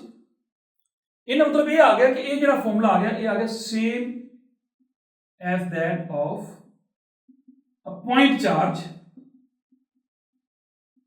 ਕਿੱਥੇ ਜਿਹੜਾ ਐਟ ਦੀ ਸੈਂਟਰ ਜੋ ਆਫ ਸਫੀਅਰ ਹੁੰਦਾ ਤਾਂ, ਜੇਕਰ ਇੱਕ ਸੈਂਟਰ ਤੇ ਚਾਰਜ ਬੈਠਾ ਹੁੰਦਾ ਤਾਂ ਉਹਦੇ ਵਾਲਾ ਹੀ ਆ ਗਿਆ। ਤਾਂ ਇਹਨੂੰ ਹੁਣ ਅਸੀਂ ਕਿਵੇਂ ਸਮਝਾਵਾਂਗੇ, ਅਸੀਂ ਕਹਾਂਗੇ ਦੇਖੋ ਸਰ, ਇਹਦਾ ਮਤਲਬ ਇਹ ਹੋ ਗਿਆ ਕਿ ਸਾਡਾ ਫੀਲਡ ਇੱਕ ਸਫੈਰੀਕਲ ਸ਼ੈਲ ਦੇ ਕਰਕੇ ਇਦਾਂ ਦਾ ਆਇਆ ਕਿ ਜਿਵੇਂ ਇਹਦਾ ਸਾਰੇ ਦਾ ਆਫਿਸ ਇੱਥੇ ਹੋਵੇ, ਤੇ ਇੱਥੇ ਯਾਨੀ ਕਿ ਚਾਰਜ ਇੱਥੇ ਨਾ ਬੈਠ ਕੇ ਇੱਥੋਂ ਆਪਰੇਟ ਕਰ ਰਿਹਾ ਸਾਰਾ, ਤੇ ਇਹਦਾ ਮਤਲਬ ਹੈ ਕਿ ਜਿਹੜਾ ਸਫੀਅਰ ਹੈ ਉਹ ਇਦਾਂ ਬਿਹੇਵ ਕਰਦਾ ਹੈ ਕਿ ਜਿਵੇਂ ਸਾਰਾ ਚਾਰਜ ਕਿੱਥੇ ਬੈਠਾ ਹੁੰਦੇ, ਸੈਂਟਰ ਤੇ, ਐਂਡ ਸੈਂਟਰ ਤੋਂ ਦਫ਼ਤਰ ਉਹਨੇ ਖੋਲਿਆ ਤੇ ਉਹ ਆਪਦਾ ਕਾਰੋਬਾਰ ਚਲਾਈ ਜਾ ਰਿਹਾ। Is that okay? So it behaves as if the whole charge is concentrated at its center. ਇਹ ਲਿਖ ਲੈਣਾ, ਠੀਕ ਹੈ। ਇਟ ਬਿਹੇਵਸ, ਐ ਕਰਨਾ, ਰਿਪੀਟ ਕਰ ਲੈਣਾ ਵੀਡੀਓ ਨੂੰ, ਤੁਹਾਨੂੰ ਸਮਝ ਲੱਗ ਜੇ ਕਿ ਮੈਂ ਕੀ ਬੋਲਿਆ ਇਸ ਜਗ੍ਹਾ ਤੇ। ਸੋ ਇਹ ਬੇਟਾ ਆਨਸਰ ਆਇਆ। ਇਹਦਾ ਹੀ ਇੱਕ ਨਾਲ ਦੀ ਨਾਲ ਇੱਕ ਸਬ ਕੇਸ ਆਪਾਂ ਕਰ ਦੇਣਾ। ਸਬ ਕੇਸ ਕਿਹੜਾ, ਕਿ ਜੇ ਸਮਾਲ r, ਜੇਕਰ ਇਹ ਪੁਆਇੰਟ ਇੱਥੇ ਨਾ ਹੋ ਕੇ ਇੱਥੇ ਹੁੰਦਾ ਫੇਰ, ਤਾਂ ਸਬ ਕੇਸ ਇੱਥੇ ਕਰ ਰਹੇ ਹਾਂ ਬੇਟੇ।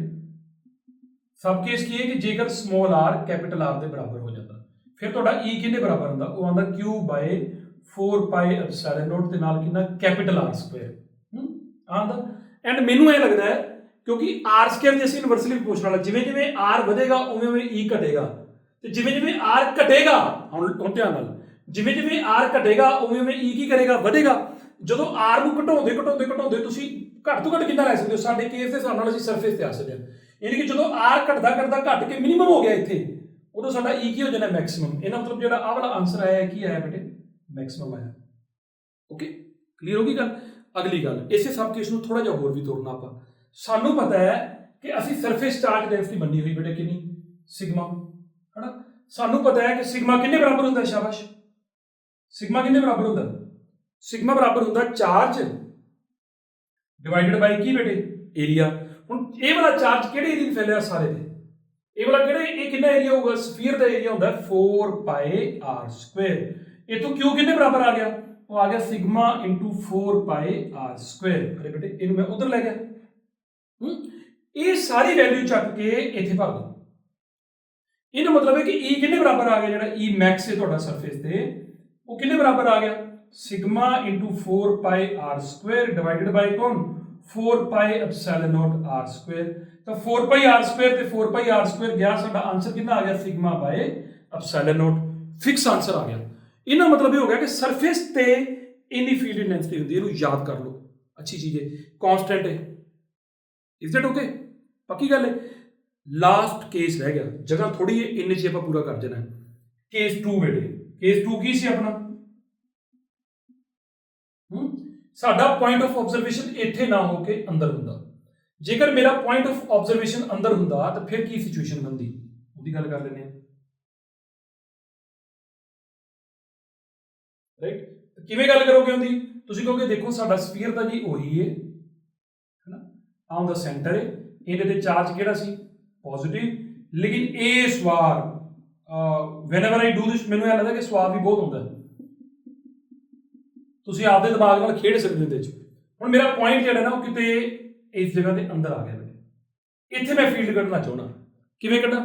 ਤਾਂ ਮੈਂ ਕੀ ਕਰਾਂਗਾ ਕਿ ਉਵੇਂ ਹੀ ਇਹਦੇ ਤੋਂ ਸਿਮੈਟਰੀ ਕੀ ਬਣੇਗੀ ਬੇਟਾ, ਆਪਾਂ ਇਸ ਪੁਆਇੰਟ ਤੇ ਇੱਕ ਗੌਸੀਅਨ ਸਰਫੇਸ ਡਰਾ ਕਰਦੇ ਹਾਂ। ਐਂਡ ਗੌਸੀਅਨ ਸਰਫੇਸ ਤੁਹਾਨੂੰ ਕੀ ਲੱਗਦਾ ਕਿ ਸਭ ਤੋਂ ਬੈਸਟ ਕਿਹੜਾ ਬਣੇਗਾ? ਅਗੇਨ ਇੱਕ ਸਫੀਅਰ ਬਣੇਗਾ ਕਿ ਨਹੀਂ ਬਣੇਗਾ? ਬਣਾ ਲਿਆ ਬੇਟੇ, ਹੈਨਾ। ਹੁਣ ਆਪਾਂ ਕਿੰਨੀ ਵਾਰੀ ਫਲਕਸ ਕੱਢਾਂਗੇ ਇਸ ਜਗ੍ਹਾ ਤੋਂ? 2 ਵਾਰੀ। ਇੱਕ ਵਾਰੀ ਬਾਈ ਡੈਫੀਨੇਸ਼ਨ, ਦੂਜੀ ਵਾਰੀ ਕੀ ਲਾਵਾਂਗੇ? ਗੌਸ ਲੋ। ਪਹਿਲਾਂ ਬਾਈ ਡੈਫੀਨੇਸ਼ਨ ਕਢਾਓ। ਬਾਈ ਡੈਫੀਨੇਸ਼ਨ ਫਲਕਸ ਜਿਹੜੀ ਹੈ, ਇਹ ਸਾਡਾ ਕੇਸ 2 ਕਿਹੜਾ ਬੇਟੇ? ਲਿਖਿਆ ਨਹੀਂ ਆਪਾਂ। ਵੈਨ ਜਿਹੜਾ ਸਾਡਾ OP ਹੈ, OP ਆ ਵਾਲਾ ਇਹ ਸਮਾਲ r ਤਾਂ ਹੈਗਾ, ਲੇਕਿਨ ਇਸ ਵਾਰੀ ਕੈਪੀਟਲ R ਤੋਂ ਕੀ ਹੈ? ਛੋਟਾ, ਯਾਨੀ ਕਿ ਅਸੀਂ ਵਿਦਿਨ ਦੀ ਸ਼ੈਲ।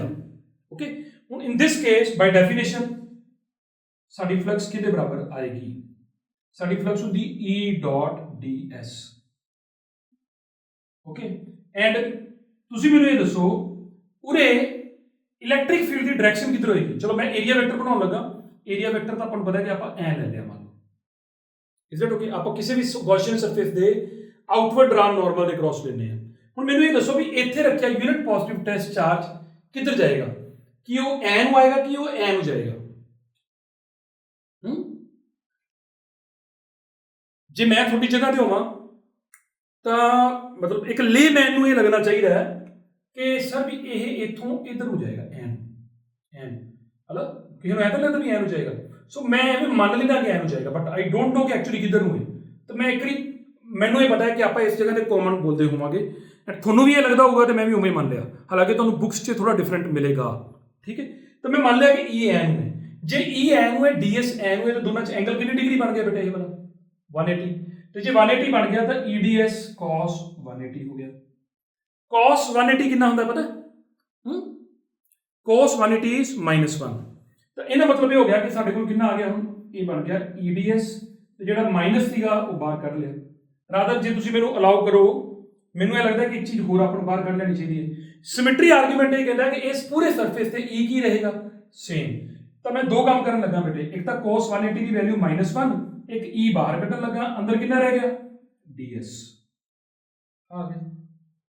ਹੁਣ ਜੇ DS ਛੋਟੇ ਛੋਟੇ ਜੋੜਦੇ ਜਾਈਏ ਤਾਂ ਜਿਹੜੀ ਆਪਣੀ ਫਲਕਸ ਹੈ ਉਹ ਕਿੰਨੇ ਬਰਾਬਰ ਆ ਗਈ? ਮਾਈਨਸ ਦਾ E ਇੰਟੂ ਕਿੰਨਾ ਬੇਟੇ? 4 small r square।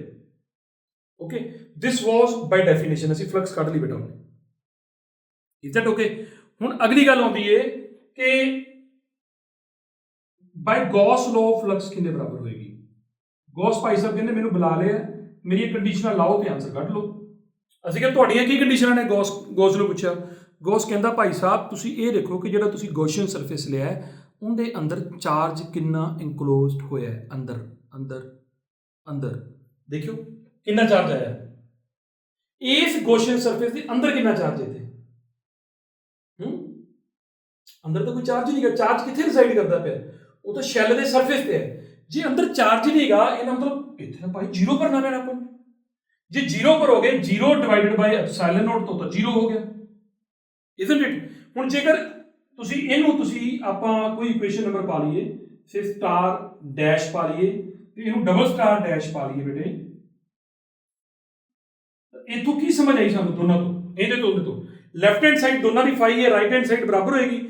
ਜਦੋਂ ਤੁਸੀਂ ਰਾਈਟ ਹੈਂਡ ਸਾਈਡ ਬਰਾਬਰ ਕਰੋਗੇ ਤਾਂ ਭਾਈ ਬੜਾ ਹੈਰਾਨ ਕਰਨ ਵਾਲਾ ਆਨਸਰ ਹੈ। ਐਂਡ ਮੇਰਾ ਕੰਮ ਹੈ ਤੁਹਾਨੂੰ ਇਹਨੂੰ ਸੈਟੀਸਫਾਈ ਕਰਨਾ ਕਿ ਇਹ ਠੀਕ ਆਨਸਰ ਹੈ ਤੁਹਾਡਾ। E ਹੁਣ ਏਰੀਆ ਤਾਂ 0 ਹੋ ਨਹੀਂ ਸਕਦਾ, ਪੱਕੀ ਗੱਲ ਹੈ। ਫਿਰ ਕੌਣ 0 ਹੈ? E 0 ਹੈ। ਸੋ ਇਹਦਾ ਮਤਲਬ ਆਨਸਰ ਇਹ ਸੁਜੈਸਟ ਕਰ ਰਿਹਾ ਹੈ ਕਿ ਜਿਹੜਾ ਅੰਦਰ E ਹੈ ਉਹ ਕਿੰਨਾ ਹੈ? 0 ਹੈ। ਅੰਦਰ ਫੀਲਡ ਹੀ ਨਹੀਂ ਹੈਗਾ। ਸਵਾਦ ਆਏਗਾ ਜਦੋਂ ਤੁਸੀਂ ਇਹਨੂੰ ਦੇਖ ਲੋਗੇ, ਹਨਾ। ਸੋ ਜੁੜੇ ਰਹੋ, ਪਹਿਲਾਂ ਥੋੜੀ ਗੱਲ ਹੋਰ ਸਿੱਖ ਲਓ, ਇਹ ਜ਼ਿਆਦਾ ਜ਼ਰੂਰੀ ਹੈ ਪੁੱਤ। ਇਹ ਕਲੀਅਰ ਹੋਏਗਾ ਤਾਂ ਤੁਸੀਂ ਉਹਨਾਂ ਨਾਲ ਖੇਡ ਪਾਓਗੇ ਜ਼ਿਆਦਾ ਵਧੀਆ। ਮਤਲਬ ਮੈਨੂੰ ਇਹ ਲੱਗਦਾ ਕਿ ਇਹ ਸਾਡੀ ਸਟਰੈਂਥ ਹੈ। ਜਿਹੜਾ ਤੁਹਾਨੂੰ ਪਲੇਅਰ ਜਦੋਂ ਮੈਚ 'ਚ ਆ ਕੇ ਪਰਫਾਰਮ ਕਰਦੇ ਵਧੀਆ ਦਿਖਦੇ ਨੇ, ਤੁਸੀਂ ਕਦੀ ਉਹਨਾਂ ਦੀ ਪਿਛਲੀ ਮਿਹਨਤ ਕਦੀ ਸੋਚਿਆ ਕਰੋ ਵੀ ਉਹਨਾਂ ਦੀ ਕਿੰਨੀ ਮਿਹਨਤ ਹੁੰਦੀ ਉਹਦੇ ਪਿੱਛੇ। ਸੋ ਤੁਸੀਂ ਇੱਕ ਮਿਹਨਤੀ ਖਿਡਾਰੀ ਬਣਨਾ। ਮਿਹਨਤੀ ਖਿਡਾਰੀ ਹੋ ਜਿਹਨੂੰ ਆ ਸਾਰੀਆਂ ਗੱਲਾਂ ਸਮਝ ਆਉਂਦੀਆਂ ਨੇ ਤੇ ਅਗਲੀਆਂ ਗੱਲਾਂ ਹੋਰ ਜ਼ਿਆਦਾ ਵਧੀਆ ਸਮਝ ਆਉਣਗੀਆਂ, ਠੀਕ ਹੈ। ਸੋ ਲਾਸਟ ਗੱਲ ਇਹਦੀ ਕਰਨੀ ਬੇਟੇ, ਆਪਣੇ ਜਿਹੜੇ ਰਿਜ਼ਲਟਸ ਆਏ ਨੇ ਉਹਨਾਂ ਬਾਰੇ ਗੱਲ ਕਰਨੀ ਤੁਹਾਡੇ ਨਾਲ, ਕਿਉਂਕਿ ਪੇਪਰ 'ਚ ਇੰਨਾ ਕੰਮ ਕਰਨ ਨਾਲ ਸਰਨਾ ਨਹੀਂ ਹੈਗਾ ਬੇਟੇ। ਅਸੀਂ ਕੀ ਸਿੱਖ ਲਿਆ ਕਿ ਜਿਹੜਾ ਸਾਡਾ ਈ ਆਇਆ ਨਾ, ਈ ਓਵਰਆਲ ਈ, ਉਹਦੀ ਜੇ ਮੈਂ ਗੱਲ ਕਰਾਂ ਤਾਂ ਉਹ ਜਦੋਂ ਆਰ ਕੈਪੀਟਲ ਆਰ ਤੋਂ ਵੱਡਾ ਹੈ, ਯਾਨੀ ਕਿ ਜਦੋਂ ਬਾਹਰ ਦੇਖਿਆ ਤਾਂ ਸਾਡਾ ਆਨਸਰ ਬੇਟੇ ਆਹ ਆਇਆ, ਉਹ ਪਿਆ। ਜਦੋਂ ਅਸੀਂ ਸਰਫੇਸ ਤੇ ਖੜ ਕੇ ਜਾ ਕੇ ਫਿਰ ਮੈਕਸਿਮਮ ਆਨਸਰ ਆਇਆ, ਐਂਡ ਚਾਹੇ ਤੁਸੀਂ ਬੇਟੇ ਆਹ ਵਾਲੀ ਵੈਲਿਊ ਭਰ ਦਿਓ ਚਾਹੇ ਆਹ ਭਰ ਦਿਓ, ਮੈਂ ਸਿਗਮਾ ਬਾਈ ਐਪਸਿਲਨ ਨੋਟ ਭਰ ਰਿਹਾ, ਇੱਕੋ ਹੀ ਗੱਲ ਹੈ, ਕੋਈ ਫਰਕ ਨਹੀਂ ਪੈਂਦਾ, ਠੀਕ ਹੈ। ਐਂਡ ਜਦੋਂ ਤੁਹਾਡਾ ਆਰ ਕੈਪੀਟਲ ਆਰ ਤੋਂ ਛੋਟਾ ਆਇਆ ਤੇ ਆਨਸਰ ਕੀ ਆ ਗਿਆ ਬੇਟਾ 0, ਹੈ ਨਾ। ਹੁਣ ਜੇ ਕੋਈ ਮੈਨੂੰ ਕਹੇ, ਪਹਿਲੀ ਗੱਲ ਤਾਂ ਐਵੇਂ ਪੇਪਰ 'ਚ ਲਿਖ ਕੇ ਆਓਗੇ 10, ਸਾਡਾ ਆਨਸਰ ਆਹ ਆ ਗਿਆ।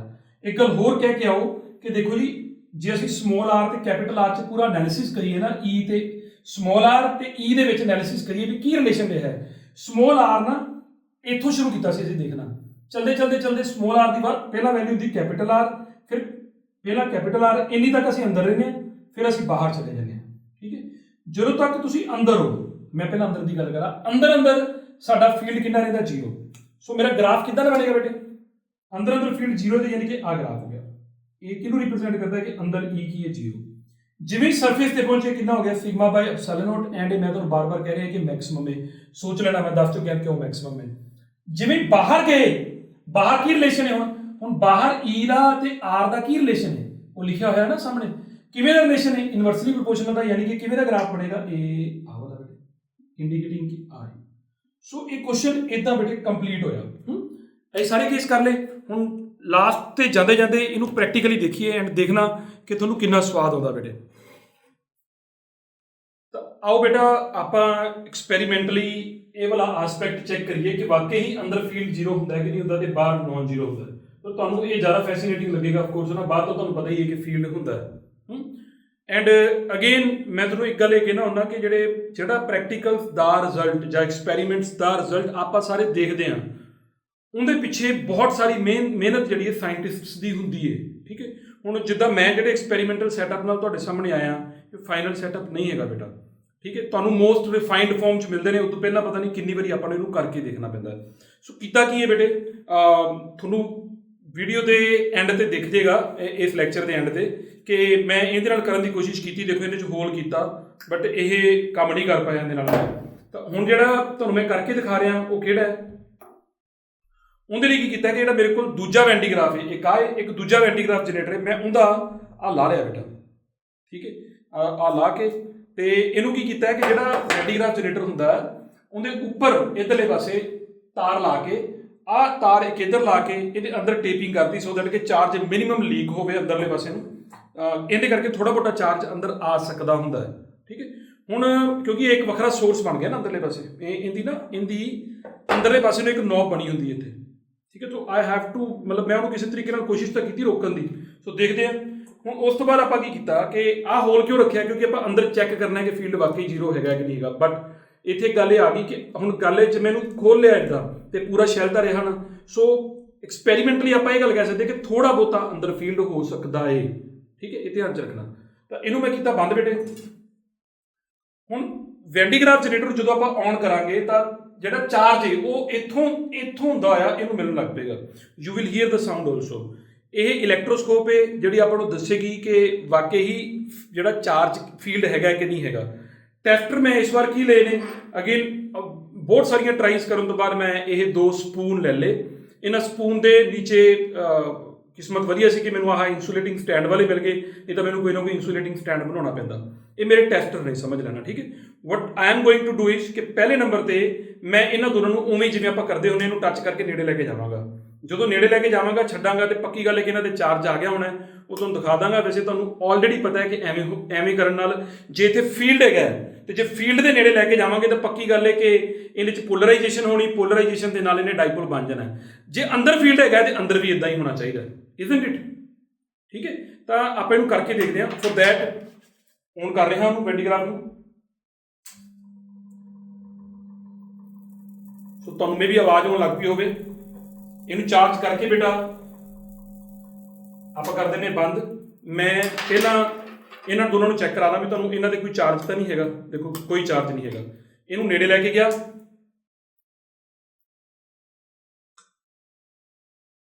ਸੋ ਦੇਖਿਆ, ਕਿਉਂਕਿ ਬਾਹਰ ਫੀਲਡ ਹੈਗਾ, ਸੋ ਇਸ ਕਰਕੇ ਜਿਹੜੀ ਇਲੈਕਟ੍ਰੋਸਕੋਪ ਹੈ ਉਹਦੇ ਤੇ ਚਾਰਜ ਆ ਗਿਆ ਹੋਇਆ। ਠੀਕ ਹੈ, ਹੁਣ ਅਗਲਾ ਸ਼ੁਰੂ ਕਰਾਂਗੇ। ਇਹਨੂੰ ਆਪਾਂ ਕਰਦੇ ਹਾਂ ਬੇਟਾ ਡਿਸਚਾਰਜ। ਤਾਂ ਡਿਸਚਾਰਜਿੰਗ ਰੋਡ ਮੈਂ ਲਾਉਣਾ ਇਹਦੇ ਨਾਲ। ਇਹ ਡਿਸਚਾਰਜ ਹੋ ਗਿਆ। ਇਹਨਾਂ ਸਪੂਨਸ ਨੂੰ ਵੀ ਆਪਾਂ ਡਿਸਚਾਰਜ ਕਰਦੇ ਹਾਂ ਸੋ ਦੈਟ ਕਿ ਇਹਨਾਂ ਦੇ ਕੋਈ ਚਾਰਜ ਨਾ ਬਚਿਆ ਹੋਵੇ।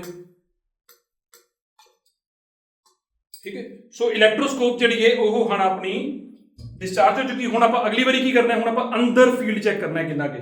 ਤਾਂ ਫਿਰ ਮੈਂ ਇਹਨੂੰ ਔਨ ਕੀਤਾ, ਫਿਰ ਚਾਰਜ ਕਿਊਮੂਲੇਟ ਹੋਣ ਦਿੰਦੇ ਆ। ਤੁਹਾਨੂੰ ਅੱਗੇ ਵੀ ਦੱਸਿਆ ਕਿ ਇਲੈਕਟ੍ਰੋਸਕੋਪ ਆਪਣੇ ਇੰਡੀਆ ਦੇ ਵਿੱਚ ਗਲਤ ਟਾਈਮ, ਜਿਹੜੀ ਇਲੈਕਟ੍ਰੋਸਟੈਟਿਕਸ ਹੈ ਉਹ ਆਪਣੇ ਇੰਡੀਆ ਦੇ ਵਿੱਚ ਗਲਤ ਟਾਈਮ ਤੇ ਪੜ੍ਹਾਈ ਜਾਂਦੀ ਹੈ। ਠੀਕ ਹੈ, ਹੁਣ ਜਿਹੜਾ ਇਹ ਵਾਲਾ ਟਾਈਮ ਚੱਲਦਾ ਪਿਆ ਨਾ, ਇੰਨਾ ਜ਼ਿਆਦਾ ਮੋਇਸਚਰ ਹੈ ਕਿ ਚਾਰਜ ਆਉਂਦਾ ਤੇ ਲੀਕ ਕਰ ਜਾਂਦਾ ਬਸ। ਸੋ ਆਈ ਹੋਪ ਕਿ ਇਨਫ ਚਾਰਜ ਆ ਗਿਆ ਹੋਣਾ। ਬੰਦ ਕਰਦੇ ਹਾਂ। ਹੁਣ ਮੈਂ ਕੀ ਕਰਨਾ ਹੈ, ਵੇਖੋ ਇਹਦੇ ਆਲੇ ਦੁਆਲੇ ਟੇਪ ਲਾਈ ਹੋਈ ਹੈ ਤੇ ਮੈਂ ਇਹਨਾਂ ਨੂੰ ਇਹੀ ਜਿਹੜਾ ਸਿਸਟਮ ਹੈ ਅੰਦਰ ਜਾ ਕੇ ਕਰਕੇ ਦੇਖਣਾ। ਤਾਂ ਪਹਿਲਾਂ ਮੈਂ ਇੱਕ ਲੈ ਕੇ ਗਿਆ ਆਰਾਮ ਨਾਲ, ਫਿਰ ਦੂਜਾ ਲੈ ਕੇ ਜਾਵਾਂਗਾ and you have to believe ਕਿ ਮੈਂ ਟੱਚ ਕਰ ਰਿਹਾ। ਵੈਸੇ ਮੈਂ ਟੱਚ ਕਰਤਾ। ਓਕੇ, ਮੈਂ ਬਾਹਰ ਕੱਢਿਆ ਬੇਟੇ ਇਹਨਾਂ ਨੂੰ ਤੇ ਇਹਨੂੰ ਆਪਾਂ ਲਾ ਕੇ ਦੇਖਦੇ ਹਾਂ। ਆ ਦੇਖੋ ਤੁਹਾਡੇ ਸਾਹਮਣੇ। ਓਕੇ, ਐਂਡ ਜਿਹੜੀ ਥੋੜੀ ਬਹੁਤੀ ਨਾ, ਵੈਸੇ ਥੋੜੀ ਵੀ ਨਹੀਂ ਆਈ ਪਰ ਥੋੜੀ ਜਿਹੀ ਆਈ ਹੋਈ ਬੇਟਾ ਡਿਫਲੈਕਸ਼ਨ, ਉਹਦਾ ਕਾਰਨ ਕੀ ਹੈ ਪਤਾ ਸਮਝਦੇ ਹੋ ਨਾ? ਬਹੁਤ ਥੋੜੀ ਆਈ ਹੈ। ਉਹਦਾ ਰੀਜ਼ਨ ਕੀ ਹੈ ਭਲਾ? ਕਿਉਂਕਿ ਜਿਹੜਾ ਉੱਪਰੋਂ ਪੋਰਸ਼ਨ ਖੁੱਲਿਆ ਹੋਇਆ ਹੈ, ਅਦਰਵਾਈਜ਼ ਅੰਦਰ ਫੀਲਡ ਕਿੰਨਾ ਹੁੰਦਾ ਹੈ? ਜ਼ੀਰੋ ਹੁੰਦਾ ਹੈ ਨਾ। ਨਜ਼ਾਰੇਦਾਰ ਗੱਲ। ਸੋ ਇਹ ਗੱਲ ਹਮੇਸ਼ਾ ਯਾਦ ਰੱਖੋ ਕਿ ਬਾਹਰ ਫੀਲਡ ਹੁੰਦਾ ਹੈ ਐਂਡ ਬਾਹਰ ਵੀਕ ਹੁੰਦਾ ਜਾਂਦਾ ਜਿਵੇਂ ਜਿਵੇਂ ਦੂਰ ਕਰਾਂਗੇ। ਜੇ ਮੈਨੂੰ ਇੱਥੇ ਰੱਖ ਕੇ ਕਰਦਾ ਤੇ ਅਫਕੋਰਸ ਉਨਾ ਚਾਰਜ ਨਾ ਆਉਂਦਾ ਜਾਂ ਆਉਂਦਾ ਹੀ ਨਾ, ਲੇਕਿਨ ਅੰਦਰ ਫੀਲਡ ਜ਼ੀਰੋ ਹੁੰਦਾ। ਇਹਨੂੰ ਯਾਦ ਰੱਖਣਾ ਹੈ। ਇਹ ਸੀ ਇੱਕ ਤਰੀਕਾ ਬਾਈ ਗੌਸ ਲੋ, ਆਪਾਂ ਇਹ ਗੱਲ ਨੂੰ ਵੈਰੀਫਾਈ ਕਰ ਲਿਆ ਐਂਡ ਮੈਨੂੰ ਆਸ ਹੈ, ਉਮੀਦ ਹੈ ਬੇਟਾ ਕਿ ਤੁਹਾਨੂੰ ਬਹੁਤ ਨਜ਼ਾਰਾ ਆਇਆ ਹੋਣਾ ਹੈ ਨਾ। ਤਾਂ ਜੇ ਨਜ਼ਾਰਾ ਆਇਆ ਤਾਂ ਜਿਹੜੀ ਇਹ ਵੀਡੀਓ ਹੈ ਇਹਨੂੰ ਇਹ ਤੇ ਇਹ ਕਰਦੇ ਰਿਹਾ ਕਰੋ। ਇਹਦੇ ਨਾਲ ਹੌਸਲਾ ਬਣਿਆ ਰਹਿੰਦਾ ਹੋਰ ਮਿਹਨਤ ਕਰਨ ਦਾ। ਬਾਏ।